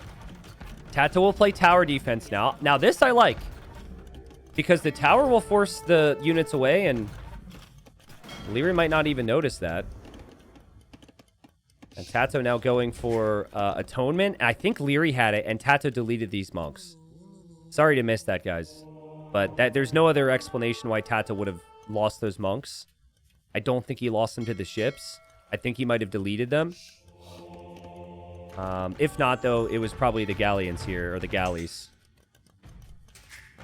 TaToH still has this TC in the north. Could maybe think about dropping another one. Maybe this will go late. Fire galley from TaToH gets converted by Liereyy. And now devotion for TaToH. Who's still hoping to just build towers here. Oh, the guy who ate the weird bread, stomach hurts. Keep us updated. Actually, I don't want any more updates if it gets worse. We don't need specifics on your trips to the bathroom after the rotten bread. TaToH needs docks. He needs to be able to produce navy somehow. He's converting monks right now. Lierey's just going to convert them back. So TaToH deletes them. But, I mean, will the sneaky docks be enough here for TaToH? Does actually have another dock coming up over here. He just keeps ratting it out. Staying alive. Every time Liereyy finds one dock, TaToH just builds another one. Pretty crazy game. I just love the consistency from Liereyy. No matter what else is happening, he is booming like a madman. He's been really consistent with that. A lot of the times on this map, even if someone's ahead, it does go to Imp. And what matters in Imp is water control. So I wouldn't complain about seeing him continue to produce galleys like this. That's ultimately what TaToH's going to want to do too, but the fires are just better for now until he gets the numbers. And the fires will come over. All the navy from Liereyy has been either cleared up or has fled from the shoreline. TaToH about to go to the Imperial Age. I mean, this dock isn't probably a production dock. I think he's actually... Maybe he castles a shoreline over here. And we'll build more docks to go for galleons. And the unique tech Silesian fleet's crazy. For the demo ships, but also just the galleon line. And Liereyy isn't up yet. I think Liereyy wants to get rid of this. He wants to push this stuff off of his island right now. TaToH can see that flag, though, so he should know. How much is an armored elephant again? It always feels so expensive when I make one. Maybe chat can help. All I know is it's food and gold, and food and gold is precisely what you need for imp. So I don't think TaToH cares about this. Like, this all this stuff can go down as far as he's concerned. He just wants Imperial Age, and he wants to win on water. And here we go. Elephants come forward. Monks hoping to convert monks. And we've got some monks with hats. We've got some monks with hoods. They're all working together here. And I guess TaToH is going to lose this little push. This little pilgrimage. But without this, TaToH would have been completely dead this game. Like, this set up everything else, guys. Res collected's even. TaToH's back on water again. It was a crazy setup. And again, wondering how much Navy is he actually going to produce from here. He will get this. He will be spotted with this dock. But I'm not actually seeing a lot of other docks for him right now. Just a couple random fire ships. But clearly the plan is probably to go for fast fire. I always thought Armenians didn't get fast fire. Oh, and they don't get fast fire. Okay. So that's weird to me that TaToH's still making fire ships then. I wonder if he forgot that. They can still be good. They've got a window here where it could be good, but like... Anyways, TaToH deletes all the vills. TaToH will be an imp. And Liereyy is going to transport. Does TaToH have outposts here? He does. Lierey's walking into the darkness. Liereyy wants to drop a castle. Now, does he want to drop a castle when his opponent is already an imp? TaToH's building one because he saw the vills with the outposts. Lierey's looking around. And, yeah, I mean, Liereyy, you can't build your castle here. You have to build your castle somewhere else. This will just get trapped. Now TaToH getting Bracer. He's getting Ballistics. But he doesn't have a single galleon yet, so... I don't think he really wins water. I think this goes very, very late. With both players having 2 relics. This is just a couple TaToH houses, so there's no military there. Those are just some fires. Liereyy will correctly castle here. I'm not going to name the name of the player because he might be watching. But there is a player at a really big lead on this map, and he kind of threw it away by dropping forward castles here, and...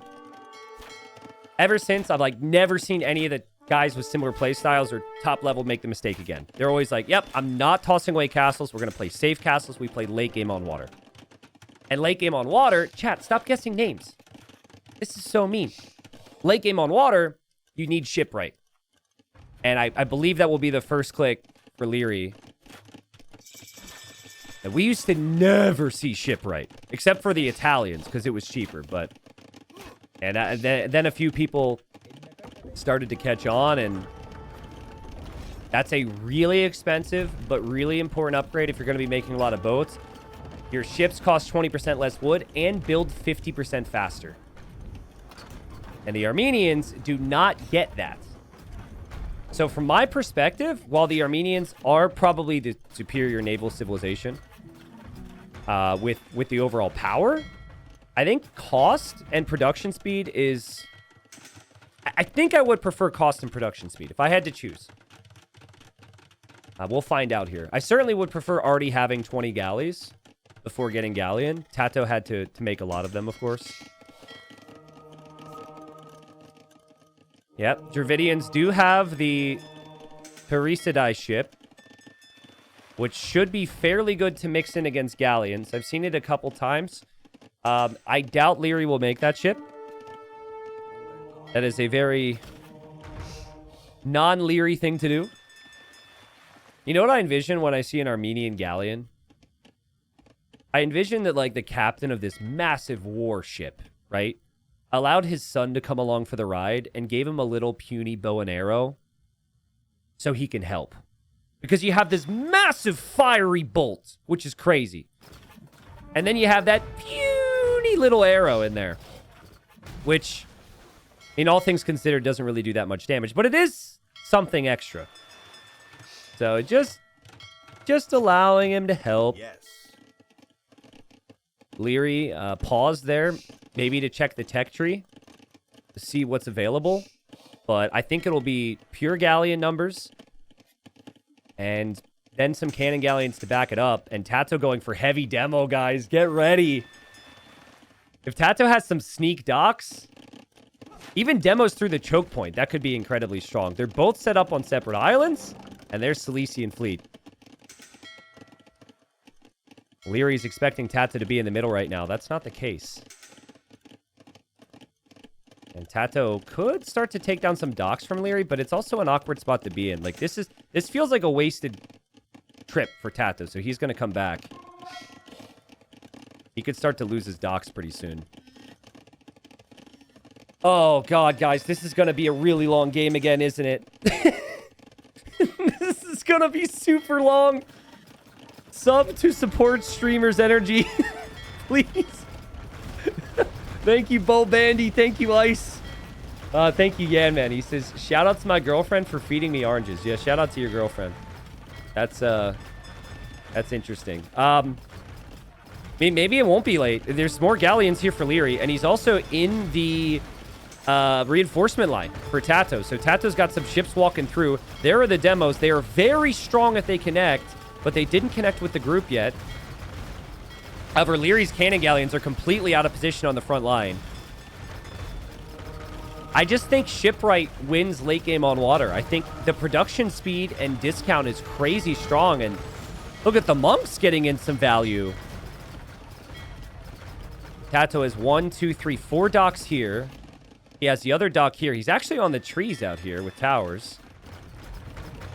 But he's losing those docks now. Liereyy has all of his docks ready to go. He's got 8 of them in total. And galleon count is rising for him. It says TaToH needs gold. He is going to fix that now. So that's not an issue, but I think TaToH's going to be regretting moving this way. Had he stayed in the middle, I think he would have never... the engagement wouldn't have been near as bad. Liereyy dropping more docks. Clicking the fast fire upgrade for a few fires, maybe. And I think if you're going to transport anything, you might actually just want to transport 4 trebs. Right here, take the castle. You don't even need units. Only units you need are boats. It's boating time. There is dry dock for TaToH. I think TaToH should max out. He's going to take some losses elsewhere, but he really just needs to wait until he's got, like, 50 ships or something. Because if you take a fight before that, it's just going to get so much worse. This might get painful. Yeah, you might lose TCs. You might have villagers that are traumatized for life and need therapy later, but it's all worth it. You just need to max out and get to 200 pop. You cannot be taking fights before 200 pop. Unless, of course, it's obviously a very good fight. Fires is a weird choice. I'm not sure I would make fires myself here because of the power of the demos. But maybe it's just so you can do this. Liereyy just spam clicking those fires back and forth to dodge the shots. And, dude, look at the amount of pop. Look at the pop for Liereyy now, then. He's got 80 army. There are some Dramans in the back now, though, for TaToH. That's something to be careful of. And the HP here is still really close. TaToH also got heated shot for some of these towers. He is preemptively taking some of the wood on the outside, which Liereyy hasn't thought about yet. And maybe the engagement's okay. It feels like he needs to land a really big demo. Oh, and his docks need to stay up. Look at that. It's actually so sick. Like, I love how we see cannon galleons now. In the past, we'd never see cannon galleons. That's one of my favorite tweaks to the game that the devs have made. The demos! The demos! The demos! Oh my god! Dude, these demos are crazy. Liereyy, be careful. Be careful, man. Damn, dude. I mean, TaToH might just want to fall back and bait Liereyy in here, but I guess he can't because he'll lose the docks. This wood on the outside and taking this ahead of time might actually be a big game changer for TaToH. Obviously, he cannot lose this game and still be alive in this tournament. I think he's kind of surrendering to the idea of losing this corner, and so is redocking over here. Oh, and here comes Liereyy. 3 elephants. Sorry, 2 elephants, 2 monks, and 3 trebs. And 1 villager. They're not walking into a bar, but they're meandering over here to take down TaToH's castle. TaToH needs some army now. Smart. Really smart. Instead of just showing up here and dropping a castle with nothing, where he can treb you, you just show up with the trebs. I love that. I think Liereyy has played this basically perfectly. He does encounter the wood situation now. That might actually be good for him because that might tell him that he needs to take the outside trees. I've seen players forget about that. Ooh, and this might be it for TaToH. He doesn't have any demos on the left side. He's focused on his castle over here. He's losing his towers and his docks and his villagers over here. The castle, though, will stay up. So that's good for TaToH. He needs a really big demo hit on this side.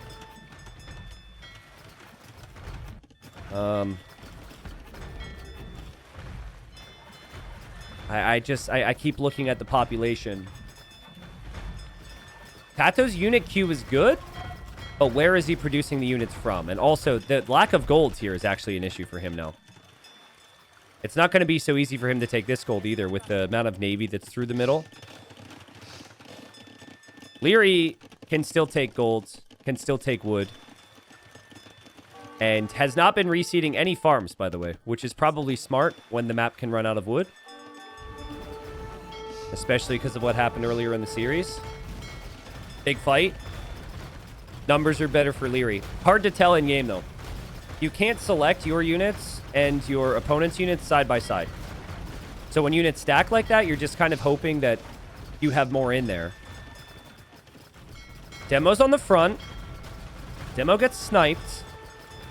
So much navy over here for Liereyy, and he's taking down more docks. Surely this is it now. Crazy, dude. Liereyy lost like a 3-hour game. And then after that, he just never looked back. And that game he could have won. TaToH's had crazy fight. I mean, this feels like this is like a 4-3 series, honestly. But Liereyy just always just one step ahead. I think with the timings. At the beginning of each age, early castle age, early imp, he's just always going to beat you there, and he knows what to do with it. Whether it's out-booming you, winning the fights. Like, demos are exciting, and demos get the highlights. But you need a navy that can consistently fight. And demos are not that. I think TaToH probably realizes he's cooked now. These villagers will die. Fires and galleons come in from the left side now. He's at 120 pop.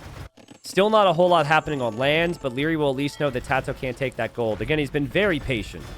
A lot of people would have tried to push on here with more military, but he did enough, and TaToH taps out. So maybe game number 1, 3, 4, and 5 took as long combined as game number 2. If you think about it. It was a long series because of that second game, but oh man, what a fight. Well played. I guess in the series, we probably had like 8 or 9,000 units die. Liereyy just one step better. I think TaToH's strategy was good at times. I think he got unlucky. I think he got unlucky on Nomad. I think he got unlucky on Four Lakes with some of the maps there. Here, I think he was indecisive. He wasn't entirely sure what Liereyy was doing. I could tell by the fact he paced the tower there. He thought Liereyy was going for land. And then he got caught out on water. And Then he was just in a situation where he needed to come back, and he did a really good job to bring it back and make it competitive. But Liereyy getting shipwright and understanding that he could just beast mode on water was all he needed there. More on wood and more on gold. Liereyy moves into the semifinals. And to the live viewers, maybe even to the YouTube viewers, I'm going to pull up the bracket here in a second. So this will spoil what happened earlier in the day because we have our semifinals set. But, man, it's been a bit since I've just gotten on and just did a full day of casting like this. And it was so much fun, guys. Thank you so much for the support. And thank you for the love. Let me pull up the bracket real quick, show you guys what we have. There's no games tomorrow. No games tomorrow. It'll be semifinals on Saturday. And then the third place match and the finals on Sunday. Where is the brackets? One sec. Let's see. Medieval. Masters. I don't have it pulled up on Wikipedia. My bad. Yeah, obviously spoilers. If you didn't see the games already. This is what the bracket looks like. Some of this expected, some of this maybe not. Very interesting stuff. So we got Yo and Nikov in this semifinal. I'm so excited for Nikov. This is a great run, great result already. But Nikov's played well enough to beat some great players this tournament. Maybe this will be a big weekend for him. And then we got Liereyy versus Hera. And I think the way I see it, I think it's pretty clear in my mind. The winner of Liereyy and Hera is the favorite in the final. If the winner is Liereyy over Hera, I think Yo's got better chances over Liereyy. I think there's been some precedent there. But yeah, we'll see how it plays out. The MBL Hera series showed that Hera's vulnerable at times. Showed that his greed can be punished. It was very close. Could have been MBL's victory there. Is the best set of the tourney so far, in my opinion. So we'll see on Saturday and Sunday how things go.